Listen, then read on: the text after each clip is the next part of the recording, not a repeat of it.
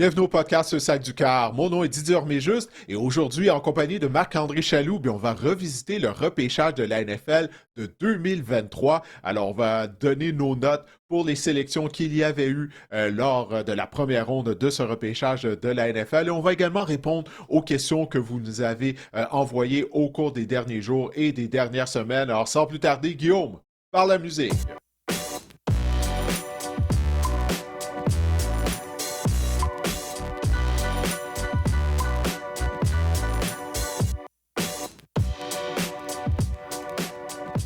Marc-André, on dit souvent que ça prend 3 ans afin de pouvoir réellement évaluer le repêchage d'une formation de la NFL. Alors justement, on est rendu en 2026. Pourquoi pas s'attarder au repêchage de 2023, de le revisiter? Alors, c'est ce qu'on va faire aujourd'hui. Exactement, exactement. Et on commence, Didier, en fait, en 2023, Didier, il y avait seulement, la première ronde comptait seulement 31 sélections, 31 choix. Mhm. Pourquoi? Parce que les Dolphins avaient perdu leur choix de première ronde. Là, on s'en souvient de l'histoire de maraudage là, avec Tom Brady à l'époque. Donc, on avait dépouillé les Dolphins de leur choix de première ronde. C'est pour ça qu'il y en a seulement 31. Là, en 32e, on dit souvent que les Steelers avaient le 32e choix, donc le dernier choix de la première ronde, c'était Joey Porter, si ma mémoire est bonne. Mais oui, il y avait, en termes de première ronde, là, dans les faits, il y avait seulement 31 positions à combler. Et on commence avec les Chiefs, Ouais. qui avaient C'est tout le un... 31e choix. Mais Oui, vas-y. Mais Marc-André, c'est tout un plan que les Dolphins avaient essayé de mettre sur pied. Là, tu as parlé du maraudage avec Tom Brady, puis ils voulaient amener comme entraîneur-chef Sean Payton. Imagine-toi comment l'histoire serait complètement différente là, si ce plan-là avait été mis à exécution par les Dolphins de Miami. Sean Payton comme entraîneur, Tom Brady qui quitte la Nouvelle-Angleterre pour se joindre aux Dolphins. Donc, ça veut dire pas de Super Bowl pour les Buccaneers de Tampa Bay. Sean Payton ne serait pas à Denver. Imagine-toi comment toute l'histoire là, serait différente. Je pense pas que Kyle Trask aurait mené les Buccaneers au Super Bowl, toi?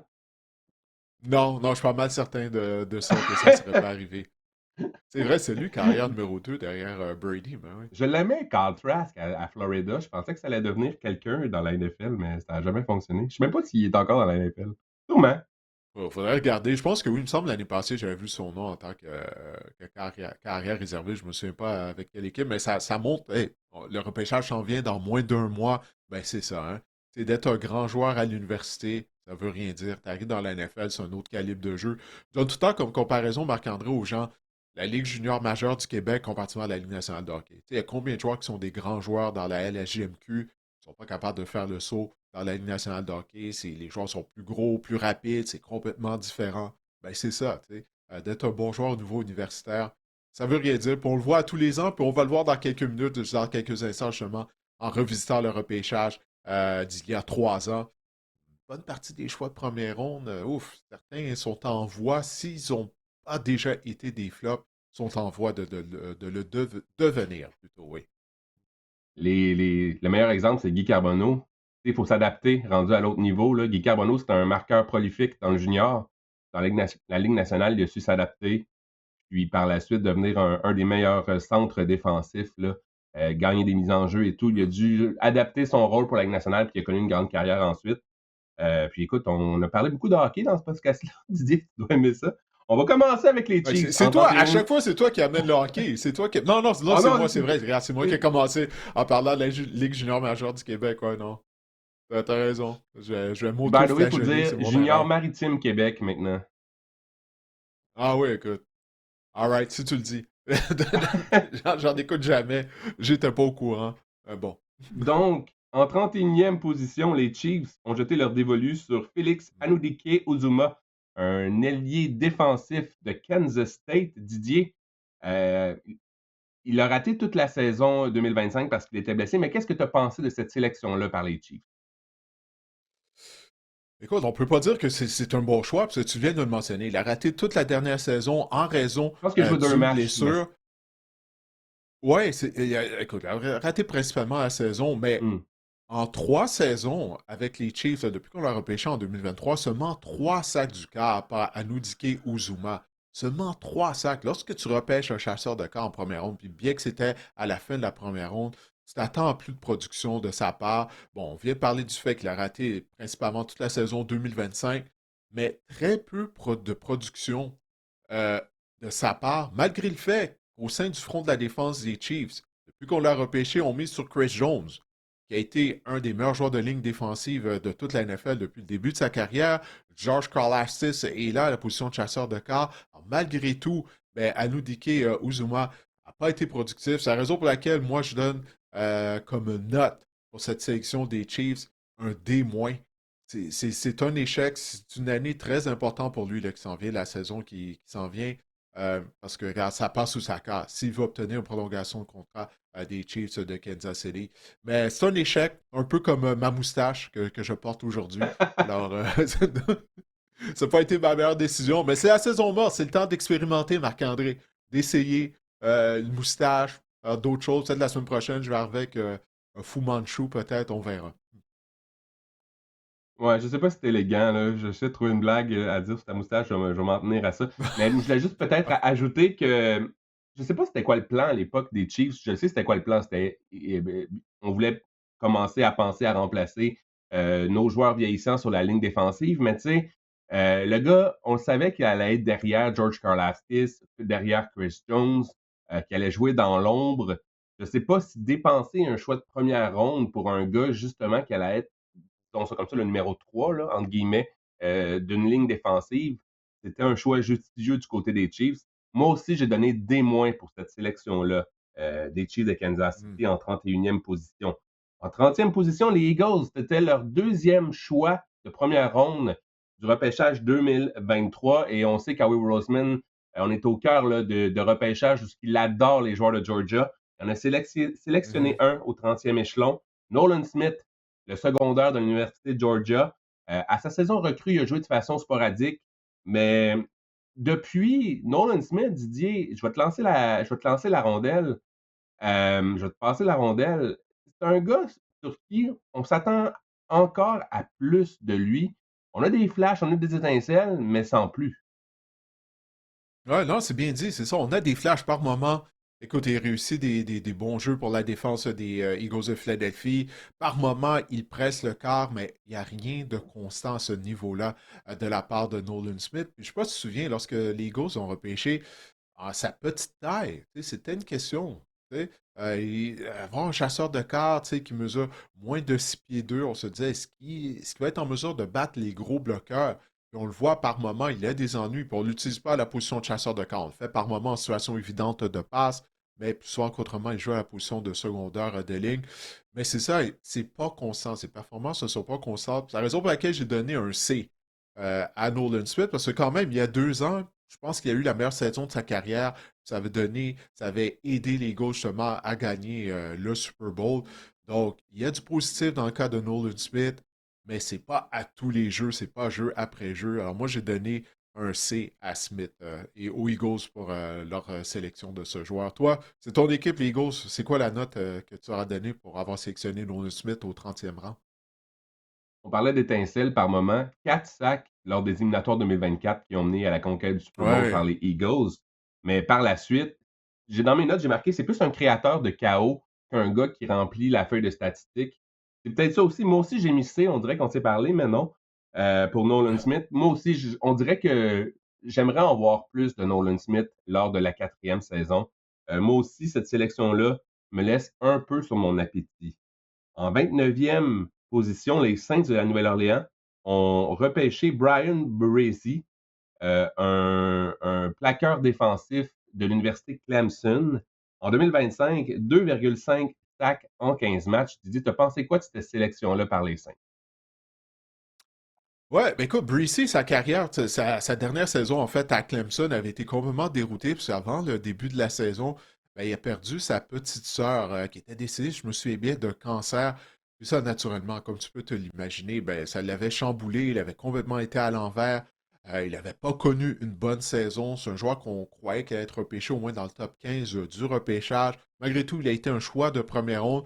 Il a été productif depuis que les Saints l'ont repêché. Tu sais, à la position de plaqueur, c'est un joueur qui est capable de presser les carrières adverses. Il y a 2 ans, il a réussi quoi? 7 sacs et demi du quart. Par contre, contre la course, c'est pas le plus solide, Breesy. Donc, c'est la raison pour laquelle j'ai donné une note de B- pour sa sélection. Mais tu parles d'un joueur qui est partant, qui a un impact contre la passe, puis ça demeure quand même la priorité dans le football d'aujourd'hui de la NFL. Donc, s'il peut s'améliorer contre la course, ben ça serait une bonne chose en situation de premier et deuxième essai. Mais j'ai donné un B-, moi, pour la sélection de Brian Breesy des Saints. Moi, j'ai donné C+, parce que justement, avec un choix de première ronde, tu t'attends à repêcher un joueur qui peut jouer dans toutes les situations. Comme tu l'as dit, Bracy, c'est pas facile contre le jeu au sol. C'est un gars qui est utilisé surtout en situation de passe.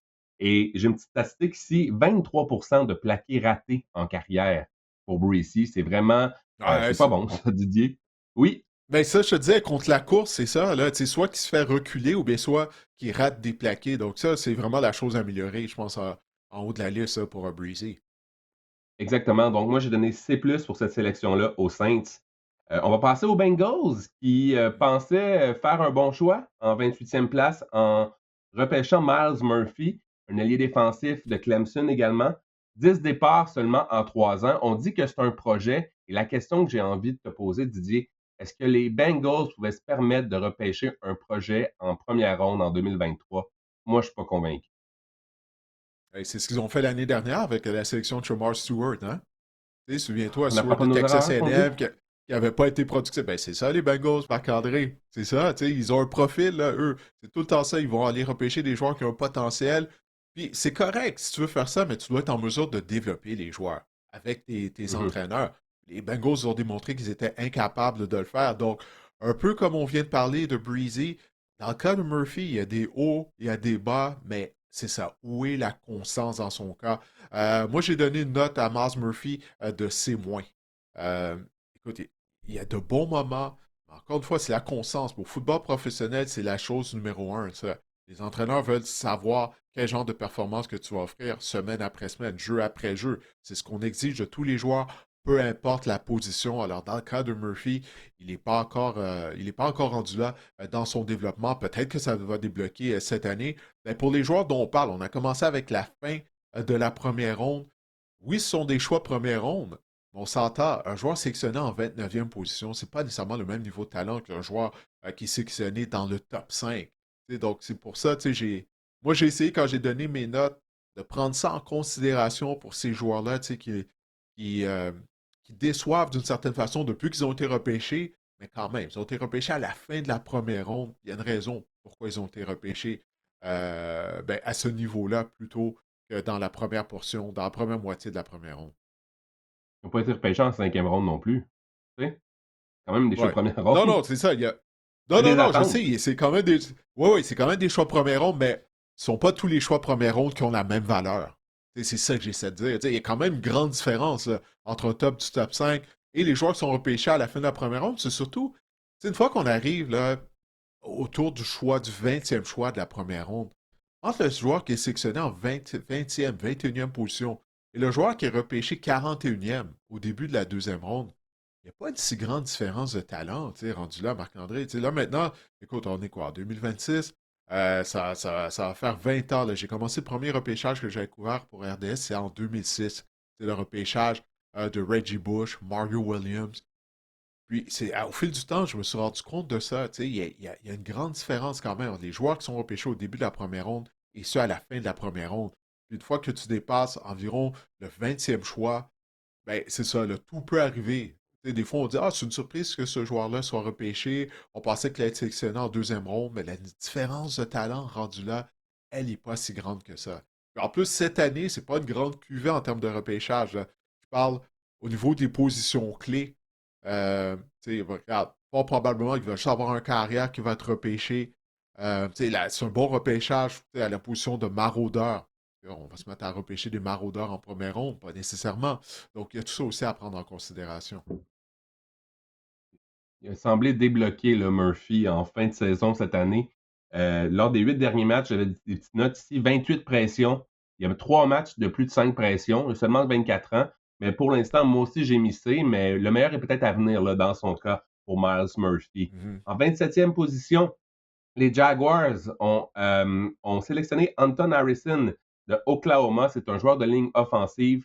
Écoute, Trompe, dans le doute, Didier, repêcher un joueur de ligne, ça te fait jamais mal. Et on a vraiment déniché du côté des Jaguars un excellent bloqueur à droite.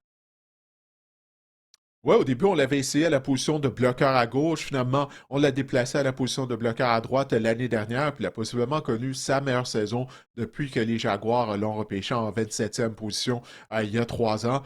Hey, si tu repêches un bloqueur, que ce soit un bloqueur à gauche, un bloqueur à droite, et il devient un partant, et Harrison est bon notamment pour créer des brèches au niveau du jeu au sol, c'est un B+. Moi, j'ai donné un B+, à Jacksonville pour la sélection de Harrison, qui continue de s'améliorer. Donc, ce B+-là, si on refait l'exercice l'année prochaine, peut-être que ça va devenir un A. Mais tu parles d'un bloqueur partant de qualité. Alors, un B+, pour moi. C'est une bonne sélection pour les Jaguars. Je ne crois pas qu'ils regrettent la sélection d'Harrison. Il a alloué seulement un sac du corps en plus de 600 jeux de passe cette année. Donc, vraiment une grosse saison pour Anton Harrison. Moins grosse sélection, c'était en 26e position, au 26e rang. Les Ouais. Cowboys ont choisi Maisie Smith, le joueur de ligne défensive de Michigan. Maisie Smith, maintenant, n'est plus avec les Cowboys. Il est impliqué dans l'échange de Quinnen Williams. Donc, il est avec les Jets. Écoute, Didier, il y a 8 matchs l'année dernière là, avec les Jets et les Cowboys, seulement 3 plaqués. C'est vraiment un échec là, de la part des Cowboys, non? Ça n'a pas le choix d'être un F, Marc-André. Un F, c'est un échec, tu viens de le dire. Tu sais, puis, Ah, même lorsque les Cowboys ont repêché Moses Smith lors de la première ronde, là, je dis pas ça parce que, bon, là, on sait qu'il n'est pas un bon joueur, mais c'est un joueur à l'Université de Michigan, sa force, c'était quoi? C'était contre le jeu au sol. Mais quand tu le regardais jouer, il n'y avait aucune production contre la passe. Tu sais, même, je parle pas de récolter des sacs, ou même des pressions, mais au moins de juste de reculer la pochette. C'est pas quelque chose qu'il faisait. Donc, moi, j'avais questionné, je me souviens, là, lorsque j'étais en onde, les Cowboys ont repêché Mason Smith. Je me disais, mais avec le jeu qui est axé sur la passe, comment tu peux repêcher un plaqueur en première ronde qui ne va pas avoir un impact contre la passe? C'est ça que je questionnais. Il n'a jamais été en mesure de développer ça. Écoute, en 39 matchs en carrière, seulement 57 plaqués pour Mason Smith. mhm. Puis jusqu'à ce jour, les Cowboys, souviens-toi, l'année dernière, la défense des Cowboys, historiquement, ça a été une des pires de toute l'histoire de la NFL. On était incapable d'arrêter le jeu au sol, peu importe contre quelle équipe on jouait. Puis ça, ben, une des raisons de nos ennuis contre le jeu au sol, c'est la sélection de Mason Smith il y a 3 ans. Comme tu l'as dit, il ne fait même plus partie des Cowboys après 3 saisons seulement. Alors, c'est un échec total, un F pour le repêchage de Mason Smith par Dallas. Moi aussi, j'ai mis F et si j'avais pu mettre YZ, je l'aurais mis probablement aussi. F-, En 20 F-. en 25e position, les Bills ont repêché une alliée rapprochée de Utah que moi j'aimais bien là en 2023, Dalton Kincaid. Ouais. Moi Finalement, aussi, je on se l'aimais. disait à l'époque, enfin une cible, une grosse cible, une cible pour Josh Allen. 3 ans plus tard, c'est pas tout à fait ça, hein? 9 touchés en 3 saisons pour Dalton Kincaid et des séjours sur la liste des blessés également. C'est décevant. Puis qu'est-ce qui est frustrant, c'est lorsque tu le regardes jouer, tu vois le talent. Tu sais, c'est un bon athlète, mesure 6 pieds, 4 pouces, c'est quand même, il y a des mouvements fluides, mais la production n'est pas là. Tu sais, par moment, Dawson Knox semble être un meilleur joueur que Dalton Kincaid, alors que Kincaid, lui, il a été sélectionné en première ronde. Donc moi, j'ai donné un C. Marc-André à Kincaid. Je ne sais pas c'est quoi la note que toi tu vas lui décerner. Moi, j'ai donné une note de C parce qu'on voit que le talent est là. Il y a des matchs où il est productif, mais encore une fois, ça en vient à la constance. Le fait qu'il est souvent blessé, ennuyé par des blessures et le manque de production constante. J'ai donné un C, moi, pour Kincaid. À sa saison recrue en 2023, Dalton Kincaid a récolté 673 verges inscrits, seulement 2 touchés. On se dit, écoute, l'an 2, ça va être spectaculaire. Déjà, Le meilleur près de est à 600 venir. verges. Le meilleur est à venir. Depuis, Didier, il n'a jamais récolté 600 verges en une saison. C'est vraiment. Moi aussi, là, je suis un peu déçu du rendement de Dalton Kincaid pour un paquet de raisons. On ne rentrera pas dans les schémas tactiques des Bills et tout. Moi aussi, j'ai donné C pour cette sélection. Toi, tu as donné C, moi, j'ai donné C pour cette Ouais. sélection de Dalton Kincaid. Mais je pense pas que c'est une question de talent ici. Je pense juste une question d'environnement. C'est possible. On va voir, écoute, Joe Brady, maintenant l'entraîneur-chef. Alors, on va voir de la façon, est-ce que peut-être que Brady, lui, oui, c'est lui le coordinateur à l'attaque, mais là, maintenant qu'il est en charge, peut-être qu'il va utiliser Kincaid de façon différente. J'ai hâte de voir ça s'il sera plus productif. Et l'arrivée également de DJ Moore, ça me donne quand même un receveur éloigné de qualité, ce qu'on n'avait pas nécessairement. Mais c'en a un autre joueur pour qui là, ça va être une grosse saison, la saison 2026. Mhm. Il y a toujours Dawson Knox aussi dans le portrait. Là. On semble aimer utiliser deux alliés rapprochés de façon constante du côté des Bills. C'est sûr Ouais. que ça partage ça partage le travail, mais ça partage aussi la production. Bref, en 24e position, au 24e rang, les Giants ont sélectionné Deontay Banks, un demi-défensif de l'Université du Maryland. Et force est de constater qu'on se rend compte, Didier, là, on va voir, c'est quand même une constante, que les mauvaises équipes en 2026, ben, ça a commencé en Hmm. 2023 avec un repêchage pitoyable. Ça n'a vraiment pas fonctionné du côté des Hunter Banks là, jusqu'à présent. Généralement, les équipes ne deviennent pas mauvaises du jour au lendemain. Là. Très souvent, tu peux retracer ça au repêchage. Les erreurs au repêchage où on n'a pas été capable de développer certains joueurs. Deontay Banks, je pense que c'est le joueur qui est le plus détesté de l'ère Joe Shane par les partisans des Giants de New York. C'est un échec monumental, un F. Ok, c'est mon deuxième F. J'en avais donné un au Cowboys sur la sélection de Maisie Smith. Mais Deontay Banks, écoute, on vient de mettre sous contrat des demi-coins. OK? Lors de la période des joueurs autonomes du côté des Giants. Pourquoi? Ben, à cause que Deontay Banks fait toujours partie de la formation, mais à cause qu'il est un flop. Donc là, on est obligé de se rabattre. On est obligé d'essayer de réparer cette erreur-là via le marché des joueurs autonomes. Et c'est ça. Donc, Deontay Banks, clairement, il ne sera pas un partant. Donc, c'est un F. C'est un F. C'est vraiment tout un échec de la part de Joe Shane, cette sélection-là. Moi, j'ai donné D parce que je voulais pas le froisser, je pense, parce que, ouais, F. Non, mais il y a eu des flashs là, du côté de Deontay Banks par moment, sauf que 14 touchés alloués déjà en carrière contre seulement 2 interceptions. Il a réussi seulement 2 interceptions. Oui, c'est vraiment un échec. Puis on s'en souvient, là, en 2023, à ce moment-là, on pensait bien que les Giants allaient se griller d'un nouveau receveur de passe, mais là, tous les receveurs de passe étaient sortis juste avant les Giants. On va y arriver bientôt. Donc, on s'était rabattu sur Jalen Hyatt, qu'on avait repêché assez tôt en troisième round. Oui, je pense que pour les partisans des Giants, là, je pense que le repêchage 2023, c'est le repêchage qui ont fait dire que, ouais, c'est ça, Joe Shane là, et persona non grata là, au MetLife Stadium. Ce repêchage-là avait été désastreux. Ouais, écoute, j'ai la En charte des 20, Giants devant moi. Paulson Adebo, Greg Newsome, qui sont anticipés pour être les demi-coins partants. Alors, c'est pas ça qu'on envisageait là, du côté de Joe Shane lorsqu'on a repêché Banks. Ça, aucun doute là-dessus, là, que 3 ans plus tard, qu'on soit obligé d'aller sur le marché des joueurs autonomes afin de trouver des meilleures options. Côté des Vikings, on voulait donner de l'aide là, à Justin Jefferson au 23e rang. On a repêché Jordan Addison de l'Université USC. C'était un receveur de passe. 2025, ça n'a pas été sa meilleure saison. Seulement 3 touchés et également échappé 7 ballons. C'est un sommet en carrière. Évidemment, on peut peut-être jeter un peu le blâme sur J.J. McCarthy, mais quand même, qu'est-ce que tu as pensé de cette sélection-là jusqu'ici là, de Jordan Addison par les Vikings? Ouais, pour la saison 2025, on n'a pas le choix là, que de blâmer J.J. McCarthy, je pense. Parce que même Justin Jefferson, il a réussi à atteindre la marque des 1000 verges par voie de réception de peine et de misère avec le jeu de la chaise musicale qu'on a eu à la position de carrière au Minnesota. Addison a été productif depuis le début de sa carrière. Écoute, il est le joueur de cette QV là, de 2023 qui a inscrit le plus grand nombre de touchés par voie de réception là, après Ouais. 3 saisons. Donc ça, c'est pas peu dire. Le problème, Marc-André, c'est qu'il n'est pas fiable. Tu sais, il a commencé la saison 2025 en étant suspendu. Puis là, combien de fois qu'il a été arrêté depuis qu'on l'a repêché? Puis c'est toujours pour des niaiseries en plus. C'est règle générale. Je pense à quelques reprises, ça a été pour la vitesse au volant aussi. Tu sais, c'est des choses qui ne devraient pas arriver là, dans le cas de Addison. Puis c'est malheureux parce qu'il est talentueux. Ça, il n'y a aucun doute là-dessus.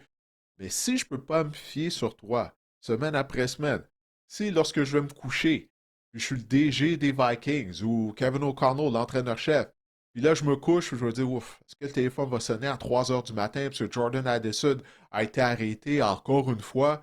Ben, ça a un impact dans la note. Puis pour moi, c'est la raison pour laquelle je donne une note de B- à Addison. J'aurais voulu donner un A, mais je ne peux pas lui donner un A en raison, ben, c'est ça, de ses frasques à l'extérieur du terrain.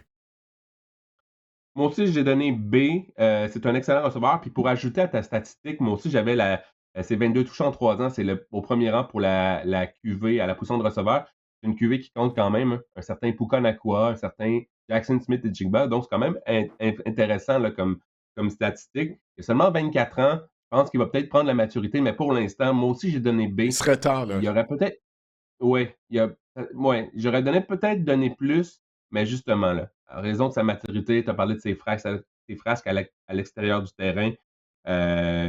Lui puis Rashid Rice, on dirait qu'ils font une compétition à savoir qui Ben ouais, va c'est défrayer les ça. manchettes le plus durant l'entre-saison. Et, En tout cas, écoute, je m'en allais lui vas-y. donner un C à Addison. Je m'en allais lui donner un C, mais en raison de sa production, j'étais comme, ah non, je peux pas faire ça, ça serait trop. Donc, j'ai donné un B-.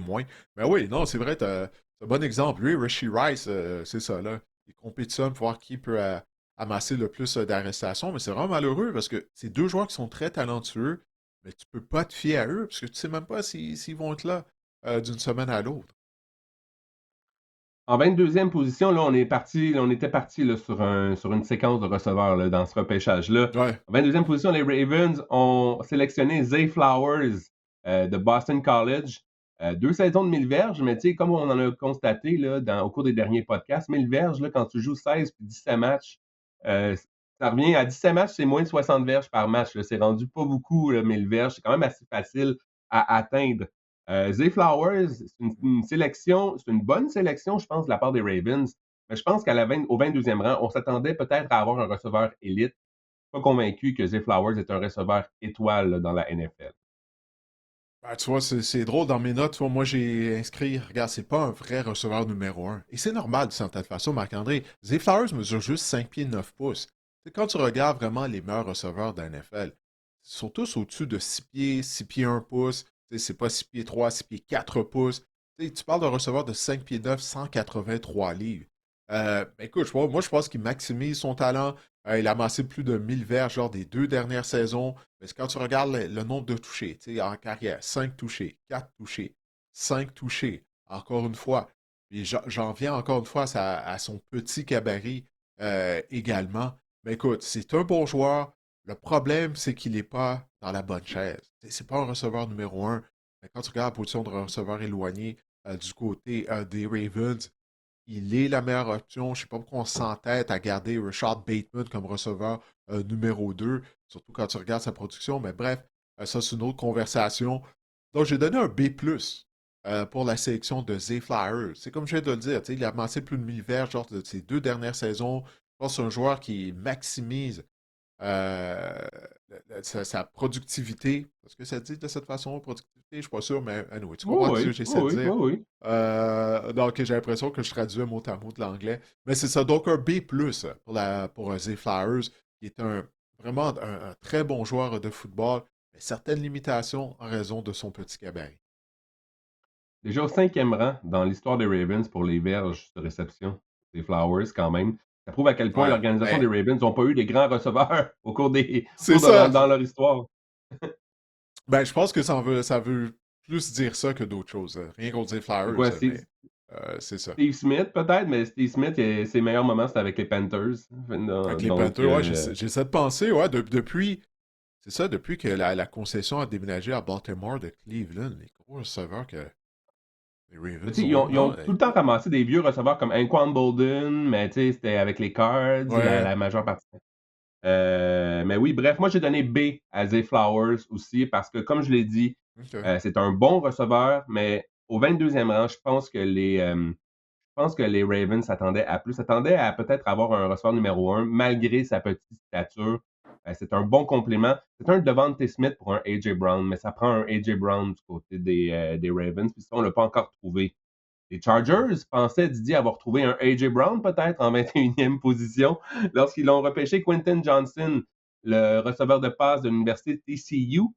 Quentin Johnson, ça n'a pas été facile son début de carrière. Hein? Il a été le dindon de la farce pour ses nombreux Beaucoup de passes échappées. échappées, hein? Ouais. Exactement. Mais écoute, depuis 2 ans, force est de constater qu'il connaît de meilleurs moments et qu'il s'est amélioré.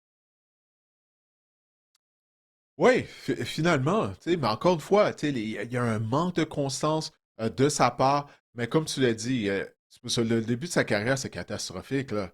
Tu sais, puis il y avait de grandes attentes étant donné qu'il est rapide, puis il a tout un physique à 6 pieds 3, 6 pieds 4 pouces. C'est un joueur qui réussissait de gros jeux lorsqu'il jouait pour l'université TCU, on pensait que tout ça, ben, ça allait s'amener du côté de la NFL.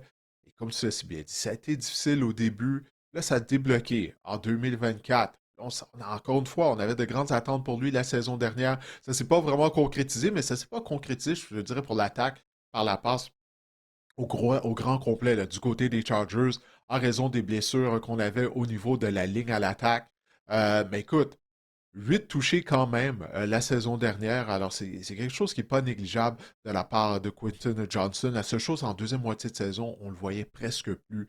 Alors, j'ai donné un B- pour Johnson.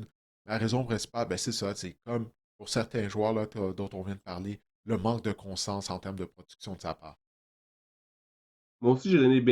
Je pense que il est le prototype d'un receveur d'un alpha dans une formation, mais je pense pas qu'il est un alpha. Ça te prend, et les Chargers l'ont compris, ça te prend d'autres receveurs là, pour complémenter Quentin Johnston. C'est sûr qu'il peut connaître de bons moments durant les matchs. On a des bons flashs. Puis comme tu l'as dit, il marque des touchés. Mais moi aussi, je pense qu'avec cette sélection-là, au 21e rang, les Chargers pensaient avoir fait un bon coup et s'attendaient à plus de Quentin Johnston. Moi aussi, j'ai donné B-. Au 20e rang, les 8 touchés Seahawks lors de ont. ces deux dernières saisons. Excuse-moi, 8 touchés, Ouais. j'ai ça devant moi lors de ces deux dernières saisons. Sa moyenne de verges par réception a augmenté à chaque année depuis qu'il est dans la NFL. L'année dernière 14,4. Donc, c'est ça. Tu sais, le talent est là, mais est-ce qu'il peut produire de façon plus constante? C'est une grosse saison pour l'attaque aérienne, puis même pour Justin Herbert. À un moment donné, Justin Herbert, Mhm. moi, je l'aime. Il est talentueux, il est grand, il est gros, il est mobile, il a un canon comme bras droit, mais il n'y a toujours aucune victoire Marc-André en éliminatoire. Donc là, à un moment Mhm. donné, ça passe sur sa case ça, pour Justin Herbert, je pense. Puis c'est un peu la même chose pour Quentin Johnston. On pensait que Johnson allait régler tous nos problèmes côté des Chargers, mais finalement, on s'est rendu compte, Mm. on a repêché Lan McConkey, puis on a repêché Trey Harris l'année Oh, dernière aussi. On continue de repêcher des receveurs parce qu'on se dit, ouais, c'est peut-être pas la solution. Comme je le dis, c'est un peu comme c'est le syndrome Zay Flowers. Je pense qu'il peut devenir un bon receveur, mais je pense pas qu'il est un receveur élite, Quentin Johnson, puis c'est ça le problème. ouais, puis moi j'ai hâte de voir la ligne attaque. Est-ce que pour rester en santé, puis donner du temps à Justin Herbert. Parce que là, il n'y a plus d'excuses pour Justin Herbert. Tu sais, c'est pas comme si c'était sa troisième, quatrième année. C'est quoi? Ça va être sa septième saison ou à peu près, là. Il faut que ça se passe cette année. En tout cas, j'ai hâte de voir ça pour lui et pour Johnson, mais il faut que la ligne attaque reste ensemble. Au 20e rang, les Seahawks de Seattle ont repêché Jackson Smith Njigba. Ce qui est drôle avec JSN, c'est que si on avait fait l'exercice au début de la dernière saison, notre note aurait été Ouais. probablement bien différente que la note qu'on va lui donner aujourd'hui. Ouais. Puis sa prolongation de contrat aurait été très différente aussi. Là, il vient de Ouais. devenir le receveur de passe le mieux payé de toute la NFL avec le nouveau contrat qu'il a signé grâce à cette brillante saison 2025 qu'il a eue. Écoute, à un certain moment donné, tu t'en souviens, on en parlait, toi et moi, on se disait, hey, va-tu atteindre la marque des 2000 verges par réception? Tu sais, va-tu battre le record de Calvin Johnson pour le plus grand nombre de verges en une saison? A+. J'ai donné un A+. Il vient d'être récompensé. Les Seahawks viennent de gagner le Super Bowl. À pareille date, l'année dernière, comme tu l'as dit, tu sais, on avait des questions face à Jackson Smith et Jigba. Les Seahawks venaient de se débarrasser de DK Metcalf. Ils l'ont envoyé à Pittsburgh par voie de transaction. Puis on se disait, que Smith Njigba a réellement l'étoffe pour être un receveur numéro un? Ben, il a prouvé que oui. Puis même, tu sais, Ohio State, c'est une usine, un receveur de passe. Tous les receveurs qu'ils ont produits lors des dernières années. Mais j'oublie c'était qui en entrevue qui disait, Garrett c'est un joueur Wilson. d'Ohio State. C'est Gary Wilson, c'est ça qu'on lui a demandé du groupe. Qui est le meilleur receveur? Tu sais, on parle d'un groupe où il y a Wilson, il y a Marvin Harrison Jr., qui d'autre que je me manque, le receveur des dernières années du côté d'Ohio State. Il y en a tellement. Mais lui, il avait dit, du groupe, le meilleur, c'est Jackson Smith et Jigba. Ça m'avait surpris quand il avait dit ça. Mais c'est lui qui a la plus belle carrière jusqu'à présent. Là. C'est Wilson ou Chris Olave. Moi aussi, j'ai retrouvé, Ah, on j'avais l'a vu, déjà ouais. entendu cette entrevue-là. Ouais. Mais bref, ça montre la qualité. C'est Chris Olave, Garrett Wilson, c'est parmi les meilleurs receveurs en termes de talent là, de la NFL. Mais moi aussi, Jackson Smith Njigba, je ne peux pas lui donner autre chose que A+. C'est vraiment la grande éclosion. Il y a eu tout ce qu'il demandait, en fait. Ce qu'il voulait, c'était une opportunité. Et je vais peut-être parler aussi du flair là, du directeur général John Schneider qui a senti que c'était le bon moment de donner plus d'opportunités à JSN. Puis écoute, joueur par excellence, le joueur offensif de l'année dans la NFL l'année dernière. 119 réceptions pour les statistiques, près de 1800 verges, 10 touchés. Il a seulement 24 ans, joueur le mieux payé, le receveur le mieux payé de la NFL jusqu'au prochain receveur qui sera le receveur le mieux payé de la NFL. Mais quand même, Ouais. JSN, moi aussi, je lui donne A+. En Ouais, puis hey, 19e, Puka, le oui, contrat vas-y. de Puka s'en vient. Fait que ça va être lui ton Ouais, receveur le mieux payé de la NFL. Parce que Puka, il reste écoute, juste 1 an à son contrat. écoute, le plafond augmente, les équipes ont plus de capital, fait que c'est sûr que les receveurs ou les joueurs vont être de plus en plus payés. On va voir euh, l'espèce d'échelon de receveurs les mieux payés, là, ça va augmenter à chaque année. Fait que JSN est le receveur le mieux payé de la ligue Mm. jusqu'au prochain contrat, c'est ça. Puka, puis par la suite, des gars comme Chase, Jefferson, ils vont renégocier. En tout cas, bref, c'est une roue qui tourne, hein, comme on dit. Ouais. En 19e position, les Buccaneers ont repêché le joueur de ligne défensive de l'Université de Pittsburgh, Elijah Cansey, qui a raté presque toute la totalité de 2025. À sa deuxième saison l'année dernière, en 2024, donc 7,7 sacs, 29 matchs en carrière. Didier, qu'est-ce que tu as pensé de cette sélection-là par les Buccaneers de Tampa Bay? Ouais, écoute, Kansi, c'est un joueur à petit gabarit hein, pour la position de plaqueur. Écoute, c'est tout juste 6 pieds, 280 livres, mais sa force, c'est qu'il est explosif. Tu sais, c'est un joueur qui peut déranger les plans de l'attaque adverse parce qu'il est rapide, un premier pas explosif, tu sais, se retrouver dans le champ arrière, puis créer du chaos là, tu sais, dans les plans de l'attaque de l'équipe adverse. Mais comme tu viens de le dire, il a préparé seulement 3 matchs la saison dernière. Tu sais, puis ça nuit là, pendant toute la saison. Je crois vraiment que ses services ont manqué à la défense des Buccaneers de Tampa Bay. Puis c'est dommage, justement, en 2024, 7 sacs et demi, on se dit, ah, OK, ben là, on est en train d'assister à son émergence. On avait hâte de voir qu'est-ce qu'il allait faire en 2025. La prépare donc à seulement 29 matchs en 3 saisons en raison de cette blessure qui lui a fait rater principalement toute cette dernière saison. Alors, on va voir s'il pourra revenir en force en 2026. En raison des matchs ratés, j'avais pas le choix, je lui ai donné un C. T'sais, il a été productif lorsqu'il était en uniforme, mais la chose la plus importante au football, c'est d'être disponible pour ton équipe, d'être présent semaine après semaine. Malheureusement, ça n'a pas été le cas avec Kansi, qui nous a démontré des belles choses toutefois il y a 2 ans. Exactement, tu l'as dit, c'est un gars qui est moins imposant que la moyenne à sa position. Moi, j'ai donné B- parce que justement, il a été productif lorsqu'il a été sur le terrain. Mais oui, il a raté des matchs. Puis pour le reste, ça reste à voir. Mais oui, c'est un joueur qui va être bienvenu, là. Son retour au jeu la saison prochaine va être bienvenu là, du côté des Buccaneers de Tampa Bay. Parce que c'est un excellent joueur de football. En 18e position, les Lions. Les Lions, là, qui en passant, on parlait des équipes qui se sont bâties avec les repêchages. On est au cœur là, d'une séquence de repêchage spectaculaire de Mhm. la part du DG Brad Holmes. Et avec notre deuxième sélection du repêchage de 2023 de première ronde, on sélectionne Jack Campbell, le secondaire de l'Université Iowa. En 2025, il a été élu sur la première équipe d'étoiles. 176 plaqués, 5 sacs, 4 passes rabattues, 3 échappées provoquées. Bref, Jack Campbell, Didier, une sélection heureuse là, au 18e rang de la part des Lions. Ouais, écoute, tu viens de le dire, là. Brad Holmes, le travail qu'il a fait durant ces années-là, c'est là, qu'on a bâti le noyau là, de cette équipe-là, des Lions de Détroit. Puis qu'est-ce qui est drôle, lors du repêchage de 2023, on a repêché Campbell au 18e rang. Plus tôt, on avait repêché Jahmyr Gibbs, on va en parler tout à l'heure. Mais je ne sais pas si tu te souviens, les gens critiquaient les Lions à la suite de ce repêchage-là.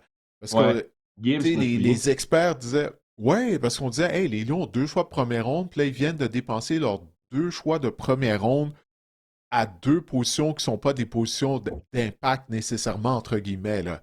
Tu parles de secondeur de ligne, de porteur de ballon. Sur des positions, généralement, on se dit on peut être patient pour repêcher des secondeurs de ligne et des porteurs de ballon. Pourquoi les repêcher en première ronde? Mais ces 2 joueurs-là sont devenus des piliers. Il n'y a aucun doute là-dessus, autant du côté de Gibbs que celui de Jack Campbell. Puis Campbell amène beaucoup d'attitude. C'est un peu une extension, si on peut dire, de l'entraîneur-chef Dan Campbell. Alors moi, j'ai donné un B+, à cette sélection de Jack Campbell des Lions de Détroit. Moi, j'ai donné un A à Didier parce que c'est vraiment, comme je le dis, c'est un excellent joueur. Je pense qu'il mérite la note de A. Comme je le dis, première équipe d'étoiles la saison dernière. Bref, c'est l'une des pièces importantes là, des succès des Lions au cours des dernières années. Au 17e rang, les Patriots étaient très contents que, que les Commanders qui avaient transigé pour avancer au Ouais. repêchage n'ont pas repêché leurs joueurs. On va en parler tout de suite après. Mais bref, Christian Gonzalez, le demi-défensif pardon, de l'Université de l'Oregon, est tombé aux Patriots en 17e rang, au 17e rang. Donc, écoute, quoi dire de plus? Christian Gonzalez, c'est l'un des meilleurs joueurs à sa position là, 3 ans plus tard. Ouais, moi, j'ai donné un A aux Patriots. C'est pour cette sélection-là. Bill Belichick, hein, qui a fait cette sélection-là. En plus, Mhm. il était encore à la barre de l'équipe à l'époque. Écoute, c'est un des meilleurs demi-coins de la NFL. Tu viens de dire sa performance lors du match du Super Bowl. Tu sais, ça a été un match difficile pour les Patriots, mais il est un des joueurs des Patriots qui avait quand même brillé lors de cette rencontre-là. Passe rebattue dans la zone début, notamment. Il est un des meilleurs de la NFL à sa position. Il est grand, il est long. Il était tout un espoir lorsqu'on l'a repêché. Puis ça a vraiment été la bonne décision. Pas le choix que de donner un A à Christian Gonzalez aux Patriots. Moi aussi, A. Puis on a vu encore une fois l'étendue de son talent lors du match du Super Bowl contre les Seahawks, même si les Patriots ont perdu. Il avait joué tout un match. C'est un gars qui se lève dans les grands moments. Moi aussi, je donnais un A à cette sélection-là de la part des Pats.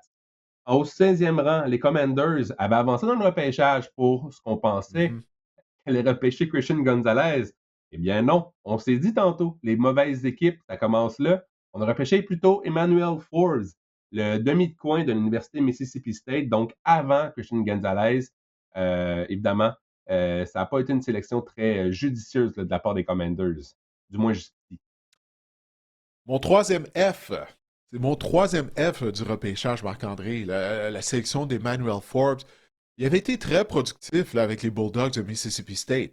Tu sais, c'est un joueur qui provoquait des revirements. C'est la raison pour laquelle les Commanders ont repêché. Mais quelle bourde. Surtout tu sais, avec la sélection de Christian Gonzalez, le choix Ouais. suivant. Mais tu sais, souviens-toi, on avait des ennuis au niveau de la tertiaire des Commanders. Puis on a misé sur le fait qu'il provoquait des revirements à Mississippi State. Mais le problème avec Emmanuel Forbes, c'était un problème lorsqu'on l'a repêché. Il y avait des questions face à son gabarit. Écoute, lorsqu'on l'a repêché, il pesait moins de 165 livres, Marc-André. Lorsque tu le vois sur le terrain, en plus de ça, il est grand, mais il est tellement mince. Puis les demi de coin qui sont trop légers, ça, c'est un problème dans la NFL. Il faut prendre ça en considération, là. Le repêchage s'en vient. Donc, pour les gens qui nous écoutent, qui nous regardent, si l'équipe repêche un demi de coin qui est léger, ça peut devenir un problème. C'est les receveurs étoiles de la NFL.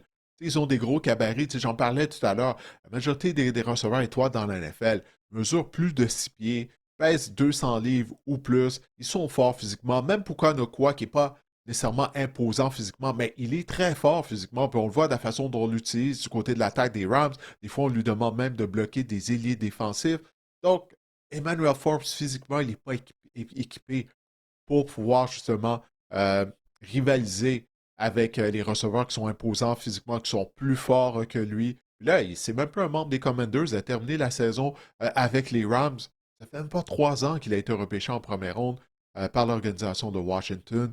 On a lancé la serviette dans son cas rapidement, avec raison. Alors un F. Un F, ça pourrait même être un F-.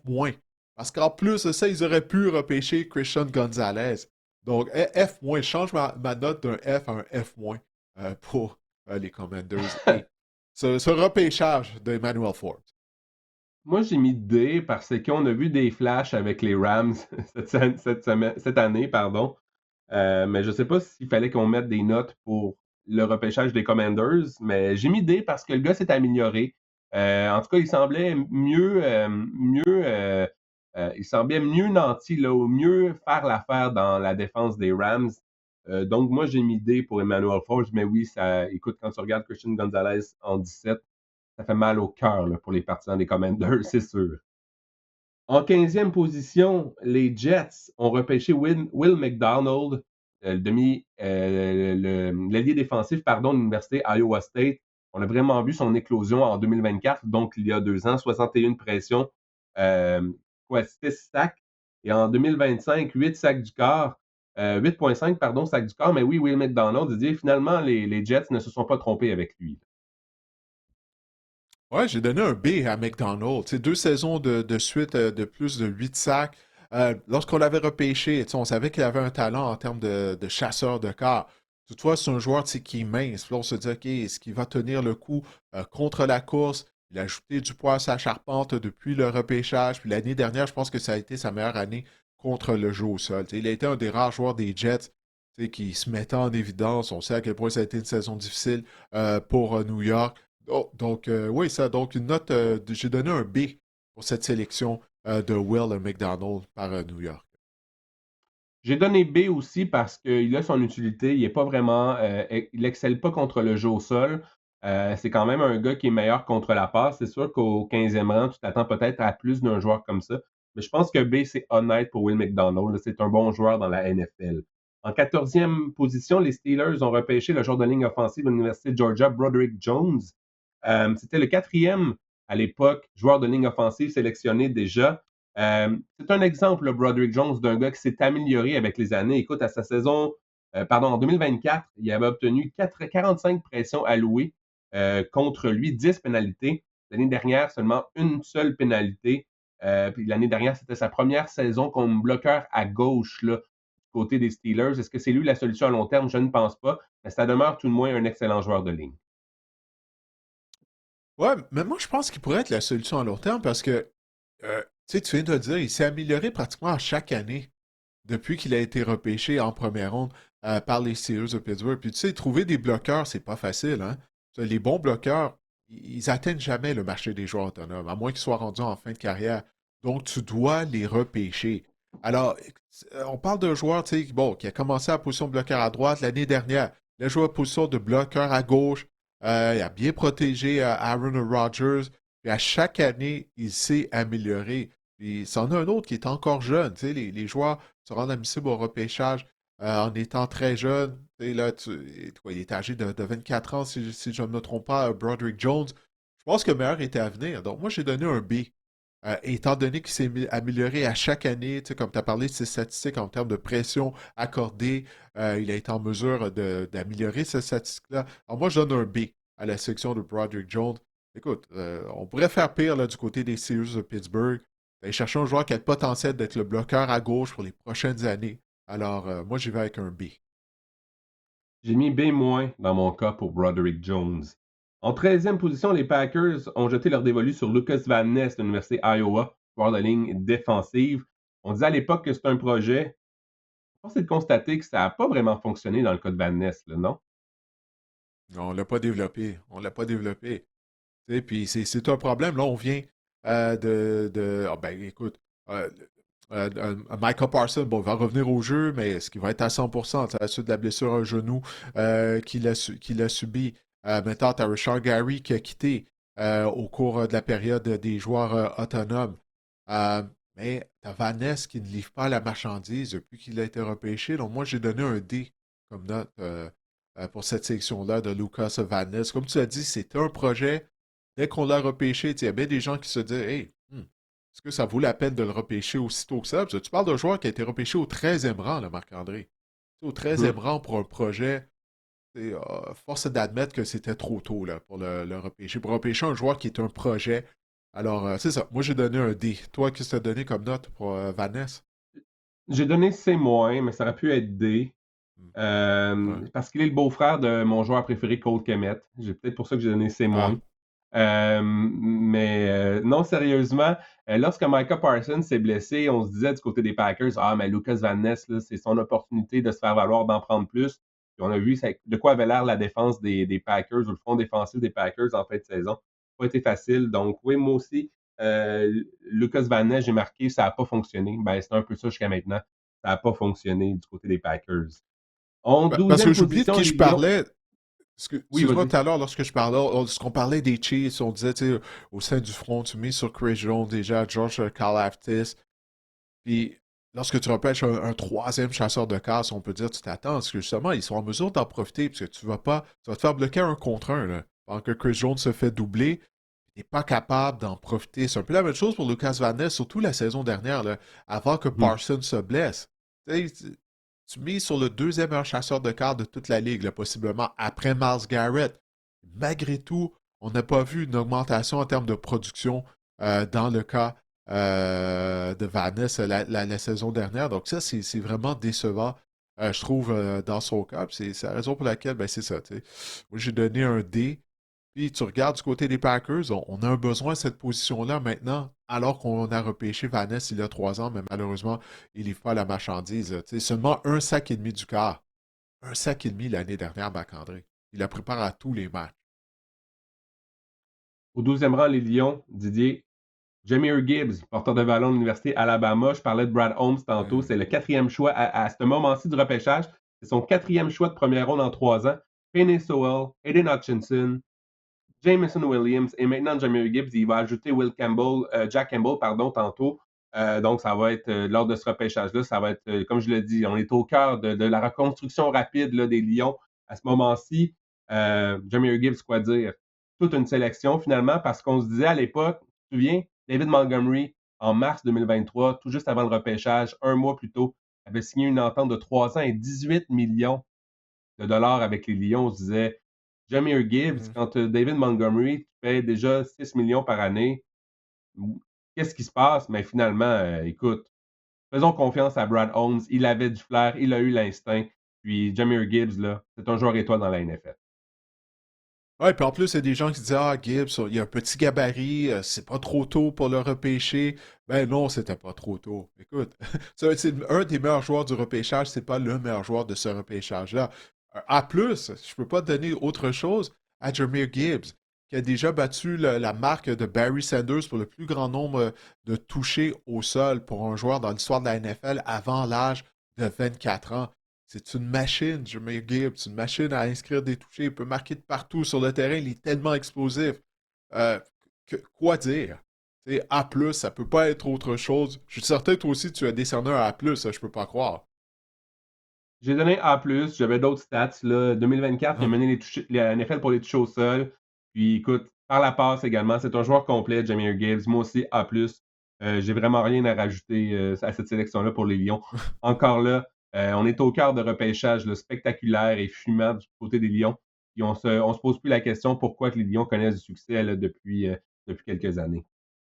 Mais là, justement, là, il y a un défi pour Brad Holmes, Marc-André, cette année, parce que là, faut entamer une nouvelle reconstruction d'une certaine façon du côté des Lions. T'sais, on a perdu des joueurs au niveau de la ligne à attaque. Cette ligne à attaque-là, qui lors des 4-5 dernières saisons était c'est pas la meilleure de la NFL. Ben là, c'est ça, on a Taylor Decker qui était bloqué à gauche, qui n'est plus là. On a perdu des morceaux. Donc, les Lions, j'ai hâte de voir. Là, c'est un repêchage important, justement, si on veut poursuivre les succès qu'on a eus depuis 4-5 ans. Et si on veut être de retour en éliminatoire, il ne faut pas l'oublier, malgré une fiche gagnante, on n'a pas participé au match d'après-saison du côté de Détroit. Donc, tu sais, tu as mentionné le départ de David Montgomery qui n'est plus là. Je sais qu'on a mis ce contrat à Zé Pacheco, mais Pacheco, pour moi, il est rendu au bout du rouleau. Là. Il ne va pas remplacer la production de Montgomery. Donc, c'est un repêchage très important pour Brad Holmes. On va voir s'il va pouvoir retrouver sa magie à la fin du mois d'avril. Au 11e rang, les Titans du Tennessee ont sélectionné Peter Skoronski. C'est un joueur de ligne offensive de l'Université de Northwestern, un peu à l'époque comme Will Campbell. On avait peur de on parlait de la longueur de ses bras, c'est ça que je voulais dire. De la longueur de ses bras qui était peut-être trop court pour jouer dans la NFL. Finalement, Didier, ça a été quand même un bon joueur, là, une bonne sélection de la part des Titans, somme toute. On voit le nouveau logo en Ben, passant des Titans là, sur notre. ouais, ben oui, Ils oui, c'est ont- ça. Là, ils ont changé leur uniforme. Ils ont adopté les couleurs des Oilers de Je trouve Houston. ça très beau, le nouveau Donc, logo, moi, personnellement. ouais, ben c'est simple. Tu sais, c'est un T avec 3 étoiles dedans, dans un cercle. Je sais pas. Less is more. C'est très simple. Ouais, ouais, peut-être, je sais pas, mais moi, le logo me laisse un peu indifférent, je trouve. Le logo me laisse un peu indifférent. Mais j'aime le retour aux couleurs des Oilers de Houston, par contre. Mhm. Mais, ouais, donc, pour en venir à la sélection, oui, de Skoransky, euh, t'as parlé, c'est ça, de ses bras mesurent moins de 33 pouces. Ça, on sait que c'est loin d'être idéal pour jouer à la position de bloqueur. Et il semblait être un flop au début de sa carrière. Justement, il avait des ennuis à la position de bloqueur. On l'a déplacé à la position de garde. Puis là, il est le meilleur joueur de la ligne à l'attaque des Titans du Tennessee. Tu vas me dire, bon, c'est pas comme si les Titans avaient une excellente ligne à l'attaque, je le sais.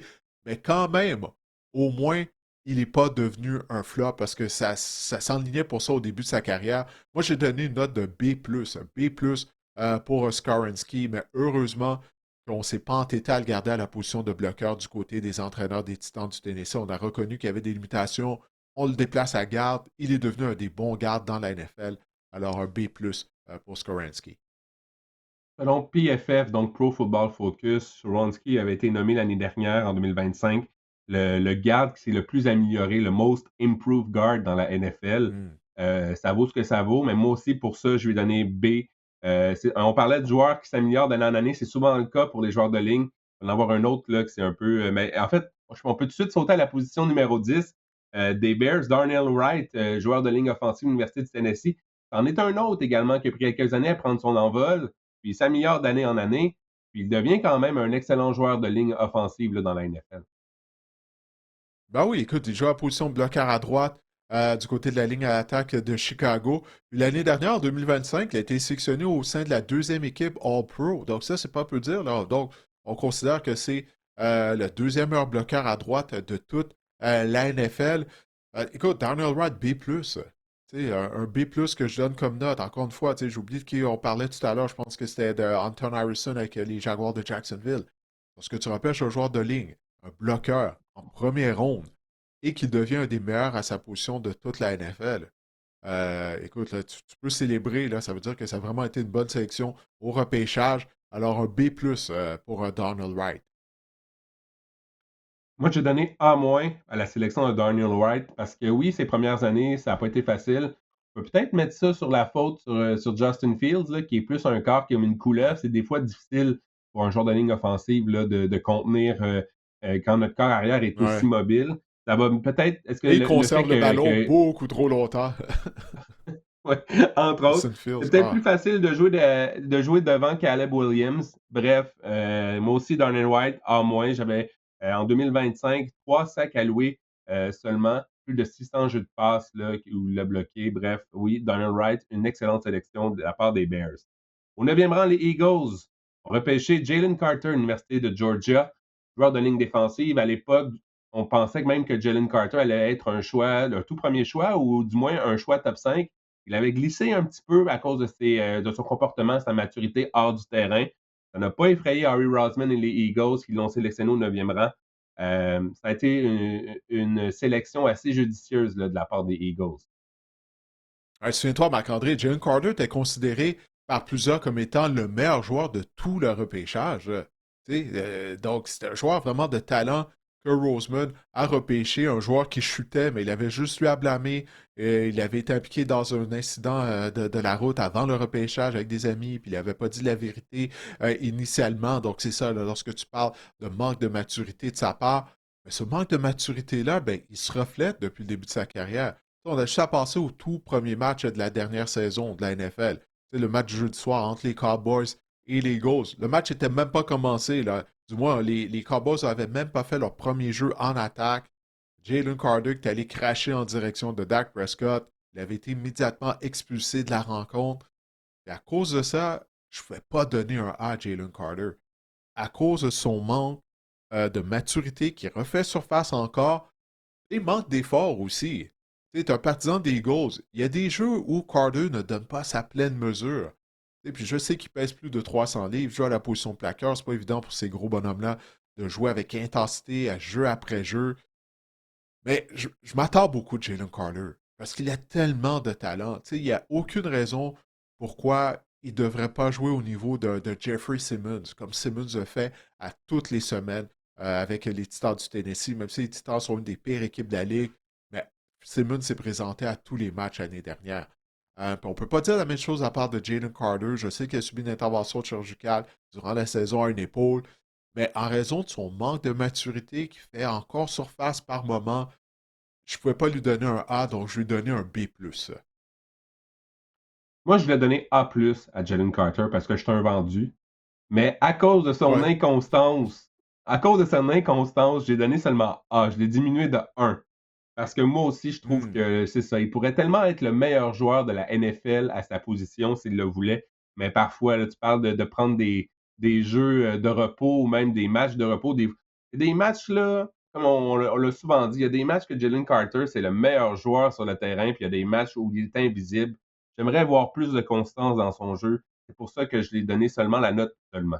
Seulement la note de A, lui, de donner A+.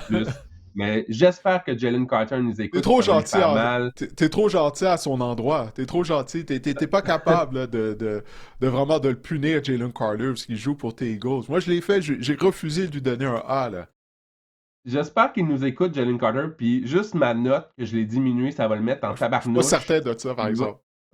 puis qu'il va, Je suis pas certain qu'il nous écoute. qu'il va.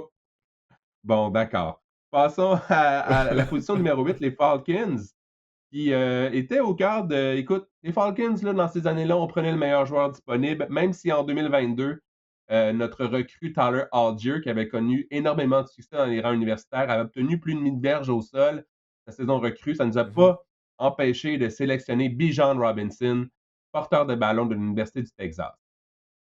Ouais, on essaie de bâtir une équipe de fantasy football là, avec les Falcons. Ouais. Ben, écoute, Ouais. le DG n'est plus là. Hein, on a passé à une ère nouvelle du côté de l'Atlanta, mais malgré tout, pas le choix de donner un A à cette sélection de B. John Robinson. Parce que B. John Robinson est si c'est pas le meilleur porteur de ballon de toute la NFL.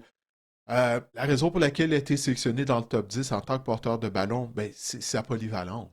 Sa polyvalence, ses changements de direction. Il n'y a personne qui bouge comme lui dans la NFL. Tu sais, lui et Jameer Gibbs, tu sais, j'ai pas le choix de les regarder jouer semaine après semaine afin de voir quel jeu spectaculaire ils vont réaliser. Gibbs est tellement rapide, explosif, j'en ai parlé tout à l'heure, mais les changements de direction de B. John Robinson, tu sais, puis c'est un gros porteur de ballon, il est costaud en plus, de voir de la façon dont il se déplace latéralement, les plaqués qu'il est en mesure d'éviter, des fois, alors même qu'il n'y a pas beaucoup d'espace à manœuvrer, là, il se retrouve à la ligne d'engagement, il est capable d'éviter un plaqué, ses talents en tant que receveur. Quel joueur de football. Quel joueur de football. Puis là, Algier n'est plus là. Algier va poursuivre sa carrière. Il a quitté pour l'Arizona via le marché des joueurs autonomes. Je sais qu'on a signé Brian Robinson pour seconder B. John Robinson dans le champ arrière. Mais là, ça ne sera pas un partage 50-50 comme on faisait par moment avec Algier. Là, je ne peux pas croire avec Brian Robinson. Donc là, moi, je m'attends à ce que B. John Robinson, s'il reste en santé, à ce qu'il connaisse possiblement la meilleure saison de sa carrière en 2026. On a signé Brian Robinson juste pour troller là, les gens qui font fantasy football, qui vont repêcher B. Robinson avec ATL. Il va falloir faire attention dans nos repêchages Ouais, fantasy la saison prochaine. Repêchez pas celui avec le junior à côté de son nom, là. Ça qu'il faut éviter de faire. Faut pas repêcher le mauvais Mais B. oui, Robinson.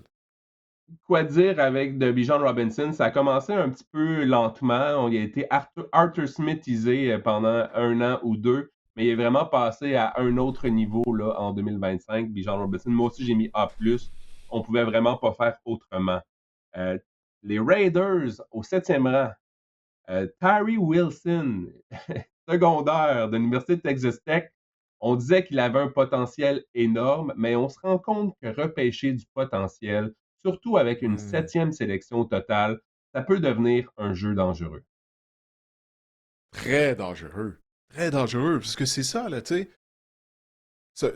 Déjà, les choix en repêchage, ce sont des billets de loterie. OK, on s'entend là-dessus. Tu as 50% des chances que le joueur se développe, qu'il devienne réellement un joueur étoile. Mais là, de prendre un pari comme les Raiders l'ont fait, puis là, c'est pas parce que ça fait 3 ans de ça. Au moment qu'ils ont fait la sélection, on se dit non, non, c'est trop tôt là, pour un joueur comme Terry Wilson, qui n'a pas été productif dans les rangs universitaires. Toutefois, c'est un spécimen physique, à quoi 6 pieds 4, 6 pieds 5 pouces, 278 livres. Il est rapide, au test physique, c'était incroyable. Il a de longs bras. Mais si tu n'es pas productif au football universitaire, est-ce que tu vas réellement l'être dans la NFL? Puis il y a des joueurs qui sont en mesure de le faire. Tu sais, je pense à Daniel Hunter, maintenant des Texans d'Houston, qui est rendu à plus de 100 sacs en carrière. Hunter, c'est un produit de LSU. Il n'a pas connu une grande carrière à LSU. Il n'avait pas été très productif. Mais les Vikings l'ont développé, puis il est devenu tout un joueur. Après ça, il a signé un gros contrat avec les Texans de Houston. Tant mieux pour lui. Mais ça, moi, ça m'effraie toujours lorsque les équipes repêchent des joueurs qui ont des gros talents physiques, mais qui n'ont pas été productifs au football universitaire. Il y en a un, là, justement, lors de cette QV 2023 qui a été repêché au 4e rang. On va en parler tout à l'heure. Mais dans le cas de Tyree Wilson, écoute, seulement 12 sacs depuis le début de sa carrière. Et malgré le fait qu'il joue au sein de la même ligne défensive que Max Crosby. Tu sais, Max Crosby, des fois, on utilise 2, 3 joueurs pour le bloquer. À toutes les fois, je me dis, mais qu'a fait Tyree Wilson pendant ce temps-là? Alors, j'ai donné un D, j'aurais pu lui donner un F, pas pourquoi j'ai pas donné un F. Je lui ai donné un D. Mais c'est ça. Tu l'as bien dit dès le départ. Ça a été une sélection basée sur le potentiel du joueur plutôt que sur sa production. Les Raiders, ben, payent la note jusqu'à aujourd'hui. Moi aussi, je donnais F. Tu as pas mal tout dit, ce que j'avais dans mes notes. Donc, F pour Tyree Wilson, pour moi. Paris Johnson Jr., joueur de ligne offensive de l'Université Ohio State, a été la 6e sélection au total, celle des Cardinals de l'Arizona. Il a joué seulement 12 matchs en 2025 et son absence a paru chez les Cards. C'est Mhm. devenu un des bons bloqueurs à gauche du circuit. C'est une excellente sélection là, de la part des Cards. Ouais, je vais donner un B+, mais j'aurais dû donner un A au moins, un A ou un A-. Comme tu l'as dit, il est devenu un des meilleurs bloqueurs à gauche de toute la NFL. Écoute, un choix du top 10 en 6e position. Euh, que dire de plus? Tu fais bien de le souligner, là, que lorsqu'il s'est blessé, ben, on a eu beaucoup d'ennuis à le remplacer au sein de la formation des Cardinals d'Arizona. Les Cardinals ne réussissent pas beaucoup de bons coups, là, que ce soit via le repêchage, via le marché des joueurs autonomes, mais ça a vraiment été une très bonne sélection, celle de Paris à Johnson. Donc, un B+, mais qui pourrait facilement être un A. Toi, j'imagine que tu as donné un A? J'ai donné B parce qu'il est Ah oui? puni Ah, t'as beaucoup été plus sévère que moi? quand même depuis le début de sa carrière, au moins 7 pénalités à chacune de ses 3 premières saisons. Je sais que c'est vraiment une note, mais c'est ça. Bref, mais oui, c'est un des bons bloqueurs à gauche, mais justement, il y a encore, je pense qu'il peut atteindre un autre niveau. C'est pour ça que j'ai diminué à B au lieu de lui donner A, mais oui, c'est un excellent joueur, Paris Johnson. Les Cards ne se sont pas trompés sur cette sélection-là. En 5e position, au 5e rang, les Seahawks de Seattle ont repêché Devon Witherspoon, qui est le demi-défensif de l'Université Illinois. Écoute, quoi dire de plus au Witherspoon? 3 fois au Pro Bowl, 2e équipe d'étoiles en 2025. Bref, une sélection là, tout étoile de la part des Seahawks, non? Oui, moi j'ai donné un A. J'ai donné un A pour la sélection de Witherspoon, qui est tellement robuste. Tu sais, puis c'est pas un joueur qui est imposant physiquement, mais malgré tout, en support de course, il arrive comme un missile. Combien de fois on le voit réussir des plaqués de cette façon-là, soit derrière la ligne d'engagement ou pour des courts gains. Euh, il amène beaucoup d'attitude, il parle beaucoup sur le terrain, il est agressif. C'est un joueur que j'aime beaucoup. La seule chose négative, c'est seulement 2 interceptions en carrière, Marc-André. C'est la seule chose vraiment négative que je peux trouver. Mais il est devenu un rouage important au sein d'une des meilleures unités défensives de toute la NFL. On ne s'est pas trompé avec cette sélection-là du côté de John Schneider. Donc oui, un A pour Devon Witherspoon. C'est un gars robuste physique, malgré qu'il pèse moins de 200 livres. On dirait que les équipes tentent de reproduire ça, mais je pense plus que Witherspoon est peut-être l'exception qui confirme la règle que la nouvelle norme. Mm. Mais oui, John Schneider, encore une fois, on parlait de Nick Emmanwori aussi. On essaie de retrouver des Emmanwori maintenant dans les repêchages. Je pense que les équipes essaient de retrouver des Devin Witherspoon, puis Euh, on a plus souvent des coups d'épée dans des l'eau là, que licornes. des réussites. Ouais, exactement. Exactement. Moi, j'ai mis A pour Devin Witherspoon parce que oui, moi aussi, là, une excellente sélection de la part des Seahawks. En 4e position, les Colts d'Indianapolis ont repêché Anthony Richardson, quart arrière des Gators de Florida. Je t'avais déjà hoché de la tête. On parlait de spécimen physique, on parlait de potentiel, on parlait que c'est un jeu dangereux. Est-ce que le jeu en a valu la chandelle jusqu'à présent pour les Colts? Moi, je vais prendre l'avance, je vais te répondre pour toi. La réponse est non. Non, non. En bon québécois, pas pantoute. OK? C'est un F. C'est pas le choix d'être un F. Tu sais, Anthony Richardson, il a complété seulement 50% de ses passes. Combien de ses jours sur la liste des blessés? Tu sais, l'année dernière, subi une blessure à un œil en s'échauffant. C'est un désastre. Tu parles de la 4e sélection de ce repêchage, Marc-André. Puis je peux pas me sentir mal pour Indianapolis et Chris Ballard, leur DG, parce que c'est prévisible tout ça. C'est prévisible. Tu parles d'un joueur qui avait quoi, seulement une douzaine de départs au football universitaire. Les carrières qui ont moins de 20 départs en carrière et qui sont repêchés en première ronde. Tu peux regarder la liste, c'est désastreux, Marc-André. C'est désastreux. Puis ça, c'est quelque chose qu'il faut prendre en considération. Le nombre de départs. Les joueurs qui arrivent avec énormément d'expérience au niveau universitaire, tu sais, puis je le disais tout à l'heure, le niveau universitaire, c'est pas la NFL, mais ça te donne une meilleure chance de connaître du succès. Puis lors des dernières années, on a vu des quarts qui sont arrivés avec plus d'une quarantaine, 50, certains même une soixantaine de départs au football universitaire, puis ils ont été en mesure de quand même bien faire la transition à la NFL. Je pense notamment à Bo Nix. Puis il y en a eu d'autres, là, les noms m'échappent. Mais repêcher un carrière qui a moins de 20 départs en carrière, moi, c'est non. Absolument pas.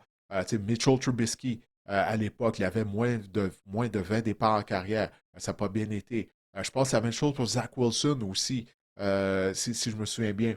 Cette année, il y a Ty Simpson, carrière d'Alabama, seulement une saison en tant que carrière partant. Oui, il est talentueux.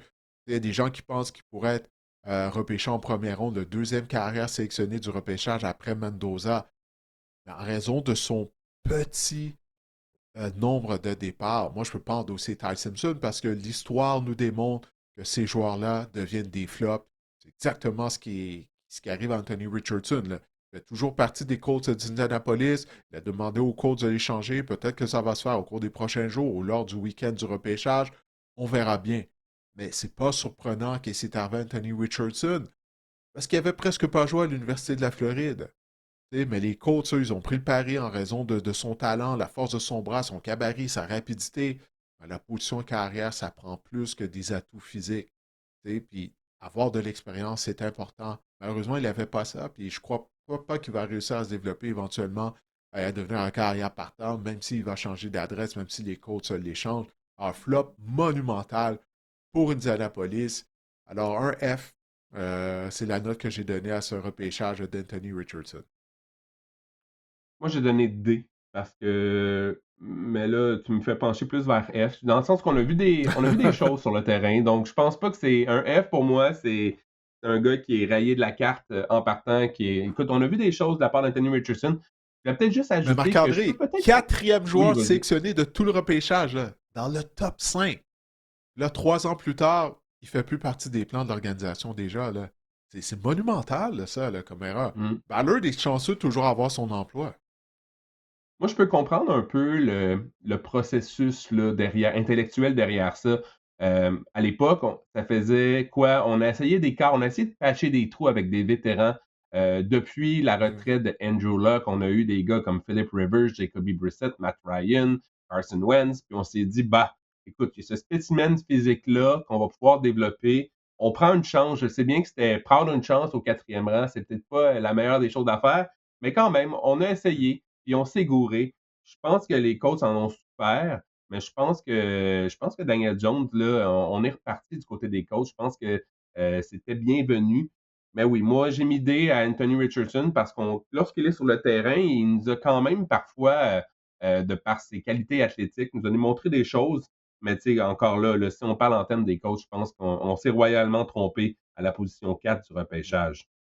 En troisième position, les Texans, Didier, ont monté au repêchage. Ils avaient eu la deuxième sélection, donc ils ont repêché deuxième et troisième du repêchage de 2023. Et leur Mhm. troisième sélection était meilleure que la deuxième, en tout cas à mon point de vue, en ce moment, 3 ans plus tard. Will Anderson, on disait secondaire à l'époque là, de Alabama, mais joueur de ligne défensive, secondaire, peu importe, c'est un peu un hybride dans son cas. Un Écoute, chasseur de c'est l'un des quart. meilleurs aujourd'hui. Ouais, exact. C'était l'un des meilleurs à sa profession jusqu'ici. Moi, j'ai donné A+, toi. J'ai donné un A. Hein, pas le choix. Will Anderson, tu viens de le dire, c'est un des bons chasseurs de cartes de la NFL, mais c'est plus que ça. Je me souviens lorsqu'il jouait à l'Université d'Alabama, puis je ne sais pas c'est quel joueur, mais on lui avait demandé qui est. En fait, c'est à plusieurs personnes. Oui, ça, je me souviens, lorsque je m'étais préparé pour le repêchage de 2023, euh, à n'importe qui du programme d'Alabama, lorsque tu leur demandais qui est le joueur le plus travaillant de l'équipe, tout le monde, la réponse était Will Anderson. Et son éthique de travail qu'il a laissé à Alabama est légendaire.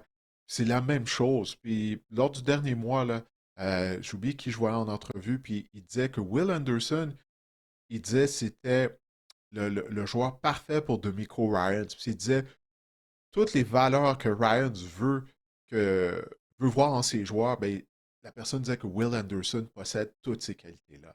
Et puis c'est lui qui est le standard de la défense, mais des Texans au complet. C'est lui le leader des Texans. Alors, pas d'autre choix. Écoute, là, tu parles d'un joueur qui a un impact dans le vestiaire, qui a un impact sur le terrain. Qu'est-ce que tu veux de plus? Il n'est jamais dans le trouble. Il a une bonne attitude. C'est un leader. joueur travaillant, alors un A pour le repêchage de Will Anderson. Ça a valu la peine de compléter cette transaction-là du côté des Texans lors du repêchage et de sélectionner Anderson. Comme on dit, un joueur de concession, simplement, pour Oui, Will oui. Anderson. Et il nous reste évidemment, c'était le grand débat en 2023, qui allait être le premier quart repêché entre CJ Stroud et Bryce Young. Mais au numéro 2, les Texans se sont contentés de CJ Stroud, quart arrière de l'Université Ohio State. Et on se disait après sa première saison, mon Dieu, CJ Stroud, les Texans ont eu la main heureuse finalement. Sa première saison en 2023, 23 passes de toucher, 5 interceptions, plus de 4100 verges par la voie aérienne. Écoute, Kenton, on l'envoie à 2025, Kenton directement. exact. 2025, Mm. 2 ans plus tard, 2 saisons plus tard, sa troisième saison, il y a près de 1000 verges de moins la saison dernière par la passe, CJ Stroud. C'est un gars qui a commencé, que l'étoile a monté, puis est-ce que c'est une étoile Mm. filante finalement, Didier? Ouais, là, est-ce que ça va être ça pour Jaden Daniels aussi? Là? Tu sais, ça a été difficile l'année dernière, lors de sa deuxième année. On va voir qu'est-ce qui va arriver avec Daniels cette année, mais CJ Stroud, ouais. Moi aussi, là, j'étais sur le bandwagon. Avant même le repêchage, pour moi, le premier joueur sélectionné, le meilleur carrière, c'était Stroud. OK? Avant Bryce Young, si j'étais les Panthers, j'aurais repêché CJ Stroud plutôt que Bryce Young. Je l'avais dit à l'époque. CJ Stroud me fait mal paraître, là, par exemple. Là. Mais écoute, moi, j'ai donné comme note un C à CJ Stroud. Parce que, oui, il a connu une bonne saison recrue, mais en plus de ça, il a mené les Texans de participation en éliminatoire lors de ses 3 premières années dans la NFL. Je sais que l'année dernière, il s'est C'était de blessé, sa il avait faute. subi une commotion cérébrale et Davis Mills était aux commandes de l'attaque. On a gagné les 3 départs de Mills. Tu poses la question, la force des Texans, c'est quoi? C'est la défense. Mais quand même, Marc-André, ça fait assez longtemps qu'on regarde le football, que ça fait assez longtemps que tu suis le football pour savoir que peu importe son équipe est bonne, c'est un mauvais carrière, ça peut dérouter l'équipe au complet. OK? Donc, Stroud, quand même, c'est un bon début de carrière, 3 participations en éliminatoire. En plus de ça, il a gagné des matchs Trois éliminatoires en victoires. plus. Regarde, écoute, là, Il il y a a tout des fait pour les carrières, je viens de perdre, là. parler de Ben Justin oui. Herbert. Ouais, je sais, mais quand même. Mais c'est quand même 3 victoires de plus que Justin Herbert. Justin Herbert n'a aucune victoire en carrière, en éliminatoire, tu sais. Il y a ça, donc c'est ça, là, l'évaluation de CJ Stroud, elle n'est pas facile. Donc moi, j'ai donné un C à CJ Stroud. Mais il a tellement été un désastre lors des rencontres éliminatoires. Ça nous a laissé un goût amer, tout le monde. C'est une grosse saison là, pour Stroud. Ben, pour tous ces joueurs-là, là, on a commencé à donner des prolongations de contrat. On a parlé du nouveau contrat à Jackson Smith et Jigba, mais tous ces joueurs-là souhaite avoir une prolongation de contrat. Sa saison 2026, c'est une saison de vérité là, pour CJ Stroud. Parce qu'on ne pourra pas lui donner une prolongation de contrat s'il connaît une saison similaire à son année 2025. Moi, j'ai marqué, je n'ai C aussi, parce que son avenir est maintenant incertain. Mm. C'est fou à quel point que notre analyse ou de ce qu'on pensait là, de CJ Stroud, ça a changé avec les années. Écoute, je pense pas que c'est un bon carrière, finalement. Je trouve que c'est un gars qui fait beaucoup d'erreurs. Je trouve que c'est un gars un peu égoïste, un peu à l'extérieur du terrain. Je trouve pas que son attitude est nécessairement bonne non plus. Mais écoute, il est encore jeune. Je pense qu'il a du talent, mais j'ai mis C pour CJ Stroud. Et finalement, Didier, au premier rang, les Panthers ont Mm. décidé de sélectionner Bryce Young, le petit corps arrière de l'Université de l'Alabama. Dans le cas de Bryce Young, on peut, après une saison recrue difficile, on peut se dire maintenant, on dirait que c'est tout ou rien pour lui là, en ce moment, Bryce Young. Ben, Bryce Young, au moins, une chose que je vais dire, c'est que si tu regardes, après chaque année, il y a une amélioration. Tu sais, je veux dire, si tu compares sa deuxième saison comparativement à son année recrue, qui avait été presque un désastre, au moins il s'est amélioré une fois. Après qu'il a été cloué au banc, après Andy Dalton, lorsqu'il est revenu au jeu, il jouait beaucoup mieux. On le voyait, il semblait être un peu plus détendu. Tant mieux. L'année dernière, si tu regardes sa saison dans l'ensemble, elle a été meilleure que son année 2024. Mais toutefois, Marc-André, on parle d'un joueur qui a été le tout premier joueur sélectionné lors du repêchage. Donc, les Panthers, eux, lorsqu'ils l'ont sélectionné, c'est pour avoir une carrière de concession, un joueur qui allait transporter l'équipe. On ne peut pas dire ça. On ne peut pas dire que c'est le cas de la part de Bryce Young. Oui, on a été en mesure de participer aux éliminatoires en Caroline l'année dernière. Tant mieux. Il n'a pas nécessairement mal joué lors de cette rencontre éliminatoire-là contre les Rams de Los Angeles. Comme j'ai dit, au moins, il y a une amélioration à chaque année de sa part. Mais étant donné qu'il a été le tout premier joueur sélectionné et que lorsque tu repêches un carrière avec le tout premier choix du repêchage, c'est que tu t'attends à ce qu'il soit en carrière de concession. En fait, c'est même plus que ça, c'est que tu t'attends à ce qu'il soit en mesure de te mener à une conquête du Super Bowl. C'est ça lorsque tu repêches un carrière avec le tout premier choix du repêchage.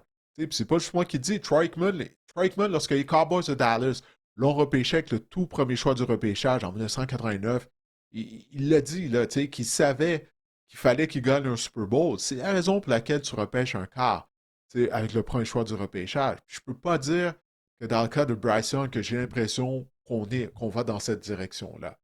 Le temps nous le dira, mais moi, j'ai donné un C- à Bryce Young parce que, en tant que tout premier choix du repêchage, il doit mieux jouer que ça. Il doit être plus productif. Il doit être meilleur que ça. On va voir si ça sera le cas en 2026, mais j'en doute parce qu'il a un petit gabarit, il n'a pas un bras puissant. Je pense qu'il y a plus de négatifs que de positifs à ce stade-ci de la carrière. Afin de croire que Young va devenir en carrière de concession, moi, je n'y crois pas. Alors, c'est moins. Moi, j'ai donné C+, parce que je voulais donner une meilleure note que CJ Stroud. Donc, j'ai donné C à Stroud, mais j'ai jonglé un peu. Je voulais donner un échelon plus élevé à Bryce Young parce que on a vu des flashs, lui aussi, dans son cas. Il y a eu des matchs complètement désastreux depuis le début de sa carrière, même en 2025. Mais par la suite, il y a des matchs comme celui contre les Rams là, cette saison ou lors de la saison dernière, qu'on s'en souvient, qui a été tout simplement En saison incroyable. régulière, Bryce là. Young, exact. Ouais. On peut voir là, le potentiel qu'on voyait en Bryce Young dans ces matchs-là. Et à sa défense, Didier, depuis son entrée dans la NFL, on lui a pas vraiment donné d'armes en attaque de renom ou disponible en attaque, outre la sélection cette année T-Mac? de Ted Exact, mais c'est ça. À part Ah, ok, ok. Terrell McMillan, mais lors de ces 2 premières années, écoute, Adam Thielen, là, puis c'est pas facile, là. Je veux dire, je trouve qu'on l'a peut-être pas si bien entouré que ça non plus en termes de receveurs. Donc, moi, je laisse un peu plus de bénéfice du doute. Je pense pas que ça va devenir un grand quart. Puis un peu comme toi, si on repêche un quart premier au total, c'est pour gagner un Super Bowl. Je pense pas que les Panthers vont gagner un Super Bowl avec Bryce Young, mais je pense qu'à C+, je pense qu'il y a un meilleur potentiel en 2026 que CJ Stroud, donc il fallait que je lui donne plus élevé. C'est un Hmm. peu comme ça que j'ai vu Bryce Young, mais est-ce qu'on parle d'un quart de concession, un quart élite? Je ne crois pas. Là. Ouais, Bryce Young a mieux terminé la saison 2025 que CJ Stroud. Tu c'est ça qui est arrivé aussi. Mais en tout cas, moi, c'est C-. Et puis j'ai hâte de voir s'il va continuer à s'améliorer à Bryce Young en 2026. Mais c'est une grosse saison, autant pour lui que pour CJ Stroud. Là. Donc le débat va se poursuivre au cours de la saison 2026. Ça fait de savoir lequel des deux aurait dû être le tout premier choix du repêchage, mais les deux équipes n'en ont pas pour leur argent jusqu'à présent. En tout cas, je peux te dire ça. Écoute, Marc-André, j'ai dressé une petite liste des joueurs qui ont été repêchés, qui sont devenus des vedettes, mais qui n'ont pas été Mhm. repêchés en première ronde. Puis il y en a que tu as mentionné tout à l'heure, tu parlais du repêchage de Brad Holmes. Écoute, on vient de parler de ces sélections de Jack Campbell, de Jameer Gibbs en première ronde, mais en plus de ça, écoute, c'est deux choix de deuxième ronde. Sam Laporta et Brian Branch. Tu parles Mhm. de 4 coups de circuit là, lors des 2 premières rondes. Donc, ça a vraiment été un repêchage crucial, ça, pour les Lions. En troisième ronde, les Rams de Los Angeles ont repêché Byron Young, qui est devenu un des piliers de l'unité défensive. Toujours en troisième ronde, Miami a repêché Devon A-Chain, qui est leur porteur de ballon numéro 1. On va voir si on ne va pas finir par l'échanger, vu qu'on a échangé tout le monde durant la saison morte, mais il semble qu'on n'est pas intéressé à l'échanger pour le moment. Et Puka Nacua en cinquième ronde, qui est possiblement un des meilleurs joueurs de tout ce repêchage-là. On l'a trouvé en cinquième ronde. Alors, ça, sur Et les Mathieu joueurs qui ont été Bergeron repêchés à aussi. l'extérieur de la première ronde. Ah, ben oui, c'est vrai, c'est l'année de repêchage de Mathieu Bergeron. Ben ouais, Salut tu fais bien Mathieu, de le s'il nous écoute, souligner. peut-être. Lui, il a des chances. Ouais, ouais, plus de chance. C'est qui ça, comparativement à Jalen Carter? Je pense qu'on a des meilleures Ouais. chances que Matthew nous écoute que Jalen Carter, ouais. Mais non, oui, non, ben, tu fais bien de le souligner. Donc, c'est ça. Donc, ça, ce sont les joueurs qui ont été repêchés après la première ronde, mais quand même, connaissent de belles carrières du côté de la NFL. Alors, Marc-André, on a, As-tu comme je disais, d'entrée de jeu. Ouais, vas-y, vas-y. Ouais, non, mais je m'en allais te dire, avais-tu peut-être une vue d'ensemble là, de ce repêchage-là, quelque chose disons, un constat global là, de ce repêchage-là. Moi, mon constat, c'est vraiment c'est que les mauvaises équipes en 2025, ben, ça a commencé peut-être avec ce repêchage-là. On a mal sélectionné, puis on voit encore les répercussions 2 ans plus tard. Là.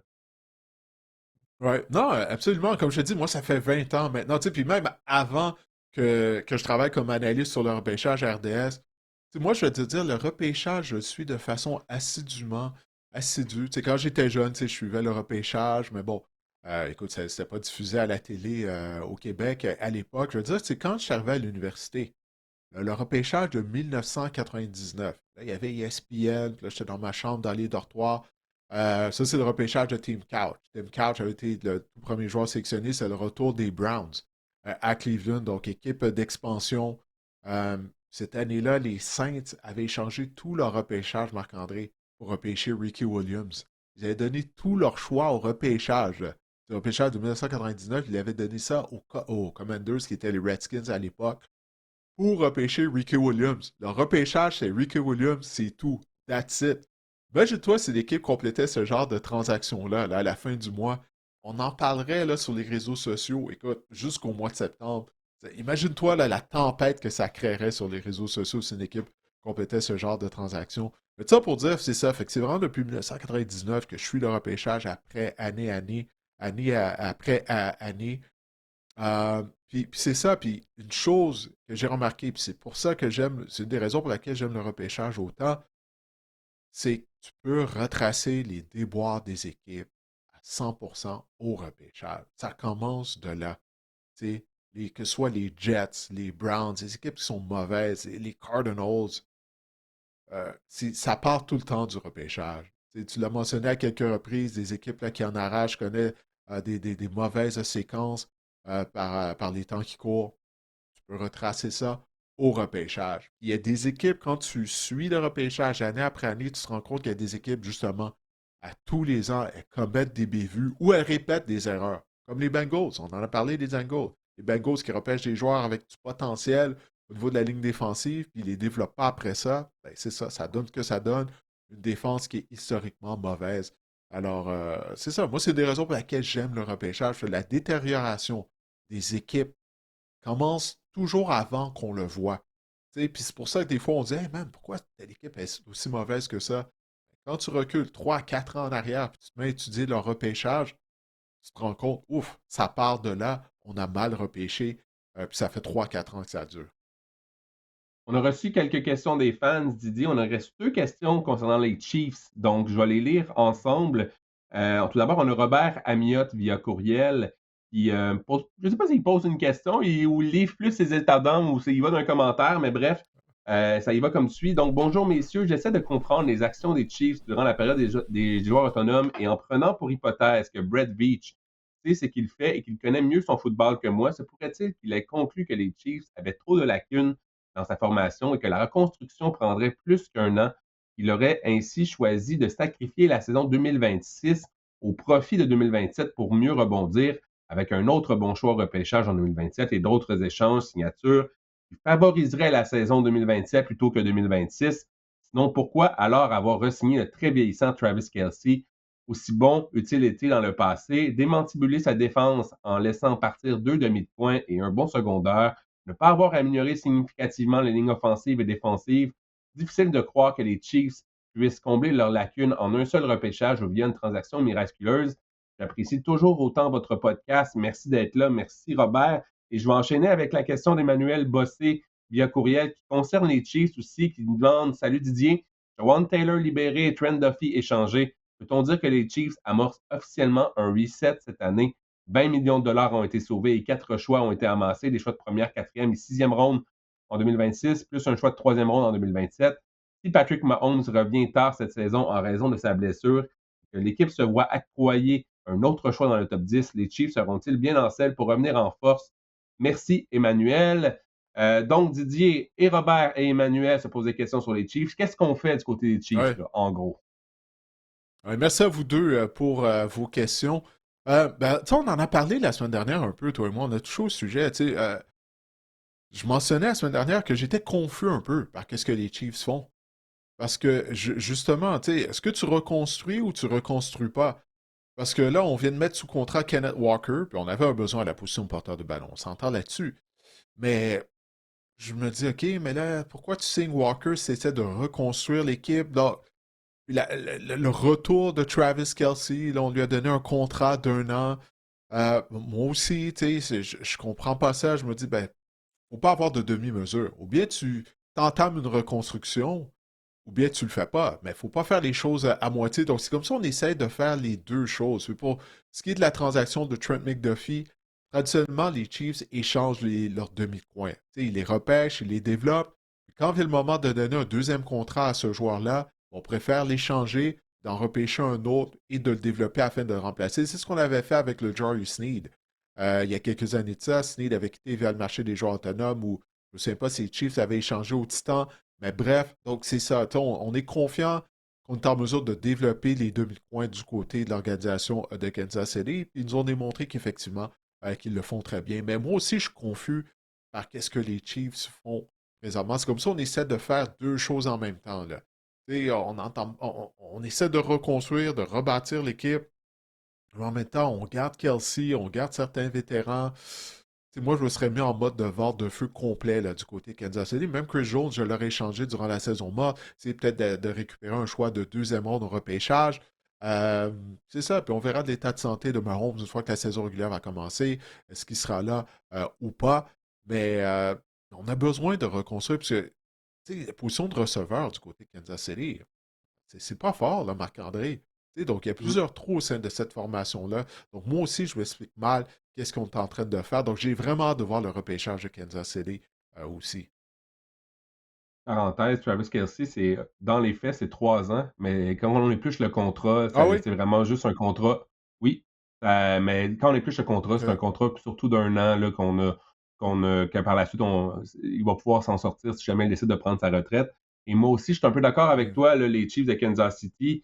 Je sais pas trop ce qu'on fait. Peut-être qu'on sait des choses qu'on n'a pas tout dit là, avec la signature de Justin Fields aussi. Peut-être on amorce déjà on a déjà dit du côté des Chiefs que Justin Fields pourrait avoir de l'action au début de saison. Donc, je ne sais pas là, à quel point Patrick Mahomes, on nous cache des choses du côté des Chiefs, mais ça c'est moi qui pense ça. Mm. Peut-être que anguille sur roche, mais moi aussi, je suis un peu confus par les Chiefs. J'ai hâte de voir. On a beaucoup, beaucoup, beaucoup de trous à combler. Tu l'as parlé, les deux lignes, receveur de passe, demi de coin. On ne pourra pas tout faire ça c'est sûr, avec un seul repêchage. Puis on a signé Kenneth Walker. On aurait eu un trou sinon à la position de porteur de ballon aussi. On a signé Walker, on a bouché un trou, mais quand même, écoute, je veux dire comme toi, j'ai hâte de voir. Moi aussi, je suis un peu confus. Mais tant aussi longtemps que Patrick Mahomes est là, je le répète, je pense que les Chiefs ne peuvent pas vraiment se permettre une reconstruction complète. Mais c'est la chose à faire, Marc-André, parce que, tu sais, oui, c'est sûr que lorsque tu mises sur Mahomes, tu as toujours une chance de participer aux éliminatoires. Là. C'est la première fois qu'on participait pas aux éliminatoires l'année dernière, depuis que Mahomes était le partant. Il s'est blessé en fin de saison. Mais quand même, tu dois changer les acteurs autour de lui, parce que ces joueurs-là sont vieillissants. Tu sais, regarde, du côté des Patriots de la Nouvelle-Angleterre, sous l'ère Tom Brady, les acteurs autour de lui ont changé. Tu sais, c'est l'équipe là, qui a gagné quoi, 3 Super Bowls en 4 ans au début de la carrière de Brady. Après ça, tu sais, il y a Randy Moss qui est arrivé. Bon, on n'a pas gagné de Super Bowl avec Moss. On a eu une saison régulière parfaite. Tu sais, il y avait Wes Walker. Puis là, Wes Walker a quitté les Broncos de Denver. Après ça, mais qu'est-ce qu'on a fait? Bon, on avait repêché Julian Edelman qu'on a développé. Là, Edelman a remplacé Walker. Tu sais, c'est inévitable. Le changement est inévitable. Tu sais, il faut en amener, mais parce que c'est ça, ça me laisse perplexe. Qu'est-ce qu'on essaie d'accomplir à Kansas City? Je comprends pas exactement, mais écoute, dans un mois, une fois que le repêchage sera passé, peut-être que ça va être plus clair quel est le plan de Kansas City. Rapidement, Bernard Boileau, via courriel. Bonjour, messieurs. Toujours un plaisir de vous écouter. Au-delà des transactions de joueurs, je trouve que l'entre-saison de la NFL serait un bon moment pour le balado de réfléchir sur le fonctionnement de la Ligue elle-même. La réflexion m'est venue en voyant les Patriots de la Nouvelle-Angleterre effectuer un retour au Super Bowl après à peine 6 ans de reconstruction. Tout de suite, j'ai pensé aux équipes abonnées à l'insignifiance depuis des décennies. Les Jets, les Browns, et que dire des Cards, de Chicago à l'Arizona, en passant par Saint-Louis. On parle de Abonné à plus de 100 ans de l'insignifiance. futilité. J'aime ça. J'aime ce terme-là. Abonné à Futilité, comme l'insignifiance. le soulignait Didier, bien douillet à l'intérieur d'une organisation aussi dominante, d'un véhicule promotionnel aussi efficace que la NFL. Ne pensez-vous pas que ces équipes médiocres profitent d'un free ride? Ne serait-il pas le temps pour la NFL d'exiger une obligation de résultat de la part de ces freeloaders? Qu'en pensez-vous? Au plaisir, Bernard Boileau. Merci Bernard pour cette réflexion. Didier, alors t'en penses Oui, merci quoi? Bernard.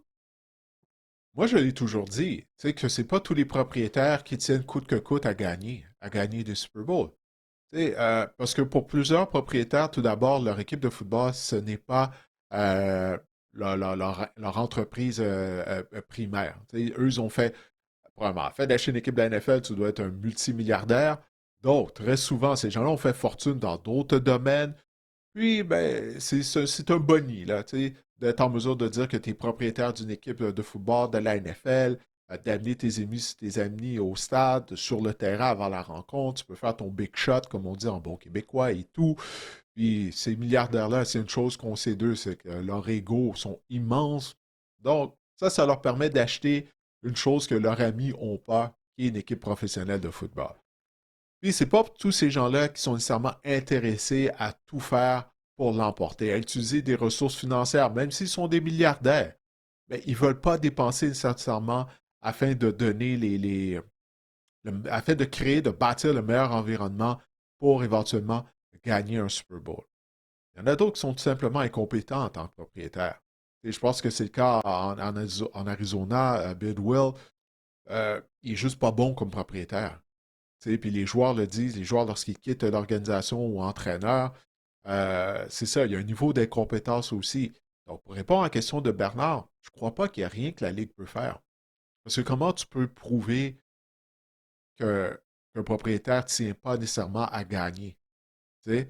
Mais lorsque Bernard, dans son courriel, a utilisé les termes freeloaders, free ride, mais c'est vrai d'une certaine façon, parce que dans la NFL, je me souviens bien du chiffre, je crois que chacune des 32 équipes, avant même d'avoir joué un match à la saison, chacune des équipes reçoit un chèque de 435 millions de dollars, si je me souviens bien. Ça, c'est le partage des revenus. Donc, avant même d'avoir vendu un billet, d'avoir vendu un produit dérivé, un hot dog, ben, tu as déjà 435 millions de dollars en poche, Marc-André, en termes de revenus. Mm. C'est une machine, la NFL. Mais encore une fois, ces équipes-là qui sont, c'est quoi encore l'expression, qui sont abonnées à l'insignifiance depuis des décennies, comment tu peux prouver que le propriétaire n'est pas nécessairement intéressé à gagner? C'est quelque chose qui est impossible à prouver. Pour Jerry Jones, sa priorité, c'est pas de gagner. Jerry Jones, c'est de faire de l'argent. C'est un homme d'affaires d'abord et avant tout. Et malgré le fait que les Cowboys de Dallas n'ont rien gagné depuis 1995, il en fait de l'argent. Marc-André, il en vend des produits dérivés. Ça, c'est la priorité.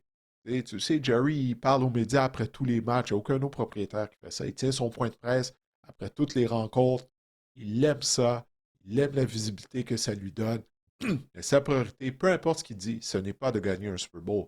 C'est de faire de l'argent, de maximiser ses revenus.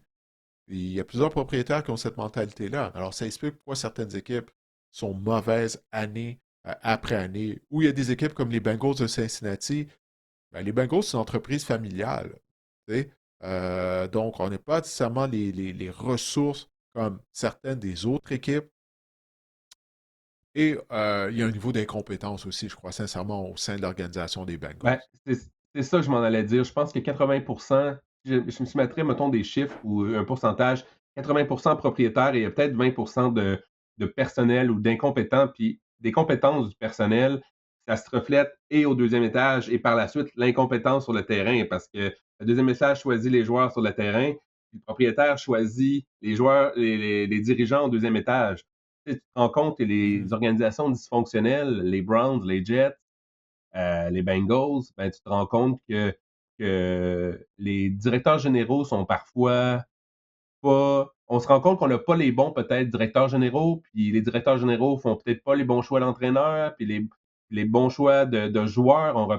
Puis on parlait de repêchage, puis on fait peut-être pas les bons choix au repêchage. Donc, je pense que c'est vraiment un tout. Je pense que ça part du propriétaire parce que c'est lui qui décide à la longue, c'est lui qui embauche le directeur général, théoriquement. Des fois, il y a un président des opérations dans tout ça, mais souvent, donc Ouais. ça part du propriétaire qui embauche le directeur général, mais si le propriétaire mettons, il va à, il prend des demi-mesures où on essaie de sauver de l'argent en embauchant un directeur général peut-être moins dispendieux, moins qualifié, ou que on essaie, c'est peut-être là, ça part d'en haut, mais il y a aussi le deuxième étage, puis le deuxième étage se reflète là, sur les joueurs sur le terrain. Ouais, puis le football, c'est une business qui est très, très unique, si je peux dire. Tu sais, parce qu'il y a des gens qui pensent, OK, j'ai fait fortune, j'ai connu du succès dans un autre domaine, maintenant je suis propriétaire d'équipe, je vais appliquer les mêmes principes que j'ai appliqués avec mon autre entreprise, ça m'a permis de devenir milliardaire, puis je vais appliquer ça au sein de mon équipe de football, puis je connais du succès encore une fois. Mais c'est pas le cas. Tu sais, c'est une business qui est très unique, qui est très différente. Donc, ça ne veut pas dire que à cause tu as connu du succès dans un autre domaine, que tu vas en connaître là. Puis, tu sais, tu mentionnais certains types de propriétaires qui existent, qui ne connaissent pas de succès. J'en ai ajouté un autre à ta liste. Les propriétaires euh, qui, à cause c'est leur équipe, puis là, qui s'interposent dans des décisions football. Je pense à Jimmy Haslam à Cleveland. C'est lui qui a incité pour que les Browns repêchent Johnny Manziel. Et on sait tous bon, qu'ils savaient que Johnny Manziel, ça a été un flop. Mais encore une fois, récemment, j'ai oublié c'est pourquoi. Puis j'ai oublié pourquoi Haslam s'était interposé d'une certaine façon. Donc, il y a ça, tu sais, il y a certains propriétaires qui nuisent à leur DG. Le DG a une Woody certaine vision. Johnson. Woody Johnson, et avec les Jets. Les Puis Jets, là, les lui, Browns, le tu vois, tu sais, il y a des liens, là. Ben c'est ça, non, mais c'est ça. Puis ces propriétaires-là, c'est eux Les qui signent stats. les chèques de paye. Donc, qu'est-ce que tu veux que le DG ou l'entraîneur-chef dit lorsque le propriétaire a une décision avec laquelle eux ne sont pas d'accord? Ben, le propriétaire, c'est lui le boss, c'est lui le grand patron. Donc, tu dis, bah, OK, parfait, on va faire ça. Tu sais, c'est Jimmy Haslam là, qui tenait à ce qu'on amène de Sean Watson à Cleveland. Tu sais. Contrat garanti, là, c'est le propriétaire là, qui doit donner son approbation pour ça. On voit le résultat, Mm. c'est un désastre. En fait, il n'y a pas de résultat. Donc c'est tout ça, là, tu sais, c'est tous ces facteurs-là qui font en sorte qu'il y a certaines équipes qui sont abonnées à l'insignifiance depuis des décennies. On a une question de Caulfield 2023 via Instagram. Caulfield dit, je te dirai pas à quel sport ça fait référence. Bonjour messieurs, suite à votre segment film, avez-vous venu en souvenir des Titans, Remember the Titans en anglais, meilleur film de sport selon moi, histoire vraie, d'enjeux ratio, performance incroyable de Denzel Washington. À voir Didier, j'imagine que tu as vu Remember the Titans. Avec Denzel Washington dans le rôle de Coach Boone, c'est ça? Il n'y a pas un joueur qui s'appelle Sunshine là-dedans, qui est surnommé Eh, Sunshine, ouais. Mais moi, non, je je ne ne l'ai l'ai pas pas vu vu. pour vrai. Remember the Moi Titans. non plus. Ah, tu l'as pas vu non plus? Ah, wow, je suis Non. surpris de ça. Ouais. Je suis surpris de ça, parce que toi, t'aimes plus les Je films de sais pas football que pourquoi. Je moi. me suis Comment ça, posé tu la l'as jamais question. vu? Hein? Ah, ouais, ok. J'imagine que la Non, mais j'ai réponse jamais vu plate, moi c'est non que plus, ça n'a pas à donner. ouais, ben c'est ça. Ben moi, j'ai vu des extraits sur YouTube avec le temps, là, la fameuse scène là, qui est vraiment drôle, là, lorsque justement Denzel Washington arrive, il s'adresse à l'équipe en premier, puis il y a un joueur qui lève la main, puis qui dit ah, moi, j'aime ça, jouer au football, puis là. euh, Denzel le questionne là-dessus. En tout cas, je sais pas si tu as déjà vu cette scène-là. Vous pouvez la voir sur YouTube. C'est vraiment drôle. Le comédien, c'est Donald Faison qui jouait dans Scrubs. En tout cas. Mais ça pour dire, Je non, sais pas. j'ai pas vu I Remember the Titans. Chez nous, quand j'étais jeune, mon frère est un plus grand cinéphile que moi, je dois l'avouer, j'ai un petit frère. Puis OK. mon père écoutait beaucoup de films à la télé. Je me suis rendu compte de ça. Tu sais, avant, on louait des films au club vidéo, là, les jeunes. Ouais, Mais je me ouais. souviens que mes parents, on écoutait beaucoup de films à la télé le soir, comme, tu sais, comme genre tous les James Bond qui ont passé à TQS là, ou à TVA. Je Ouais. les ai tous vus 800 fois. Ou, tu sais, mon père écoutait des films de. Comment il s'appelle, là, l'espèce de Steven Seagal. Là. J'ai vu des films, c'est pas très bon. Quand tu y Ah, penses, yes! cuirassé en péril. C'est... Là. De quoi tu parles? Steven Seagal, c'était bon, Steven Seagal, ses films. Parce que Non, c'était c'était pas tellement très bon. mauvais que c'était bon. Ben, c'était tellement mauvais que c'est bon. C'est que tu peux pas regarder ces films-là sérieusement. C'est ça l'affaire. Quand tu regardes Mm. un film des années 90 de Steven Seagal, tu dois anticiper que le film va être mauvais. Tu t'assois, Tu mets ton cerveau à off, tu regardes Steven Seagal donner des volets à plein de gens. Ouais, Mais il lui, il reçoit faisait jamais un mal. coup, là, en passant. Non. Remarque ça, lui, il reçoit jamais un coup, rien. Personne n'est capable de toucher quand il se bat dans ses films. Mais je sais que c'est un sacrilège, Remember the Titans, puis ça manque à ma culture, là, je suis au courant. Mais ouais, c'est peut-être ça. Je sais pas, je me suis pas posé la question, mais oui, on écoutait beaucoup de films à la télé, nous, comme le vendredi soir. Ma mère était Ouais. une grande fan des Colombo. Je me souviens que j'ai vu beaucoup de Colombo. Fait qu'on écoutait ça en famille, là. J'en Avec ai vu son pas beaucoup de imperméable Colombo. froissé. Ouais, Ouais. c'est bon, Colombo. Ouais, je sais pas. Mais oui, ça Ouais, moi, manque à ma j'aimais culture. Je voir comment il m'excuse, Garfield. solutionnait le meurtre, comment il solutionnait le crime, là.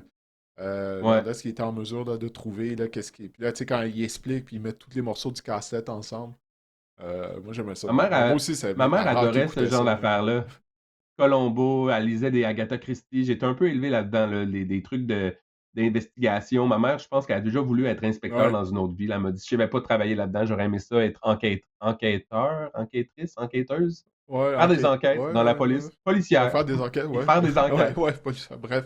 Ouais. Ben oui, Ah, fait ouais, que c'est c'est ça. Agatha Bref, Christie. dernière Ben question. oui, ça fait longtemps que Oui, j'ai entendu ce nom-là. On me faisait lire de ses romans quand j'étais au primaire, je crois. Primaire ou ouais. secondaire, Il y en avait des je me bons. souviens Il pas. y en a En tout cas. maintenant qui ont des titres un peu douteux en 2026, mais oui. Ah ouais. Je m'en souviens d'un d'ailleurs qui est excellent puis qui a un titre qu'on peut plus, qui avait le mot en N dedans qu'on peut plus dire en 2026, mais c'était un très bon livre. Moi, j'avais vraiment beaucoup aimé. Ah, je peux te J'étais garantir, je 10. l'ai pas lu ce livre-là s'il y avait ce mot-là dans le titre. Je peux te Ouais, garantir que j'y ai bref. même Mais pas oui, touché. c'est. Ouais, bref. On s'en va pas là. Guillaume Kenville via Instagram. Salut les boys, j'aurais une question. Dans pratiquement tous les sports, on dit que l'on fait jouer les jeunes le plus possible pour leur développement, pour qu'ils puissent s'améliorer et être prêts le plus vite possible.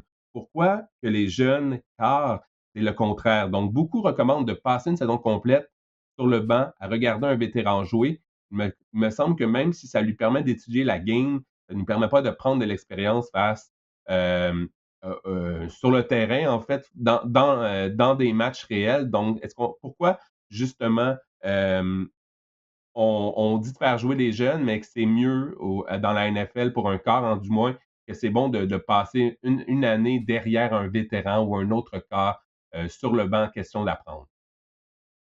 Ouais, il y a plusieurs raisons. C'est du cas par cas. Moi, je dis d'abord avant tout avec les carrières, les espoirs, puis à toutes les positions. Tu sais, c'est pas tous les joueurs qui sont repêchés qui sont rendus au même niveau dans leur développement. Tu sais, tout à l'heure, j'en parlais, tu sais, Anthony Richardson, une douzaine de départs seulement au football universitaire. C'était clair que s'il allait jouer dès sa première année, ça allait pas bien se dérouler. Puis c'est ça qui est arrivé. Puis s'il n'avait pas suffisamment d'expérience au niveau de son stage universitaire. Alors, c'est ça, c'est du cas par cas. Où est rendu le joueur dans son développement?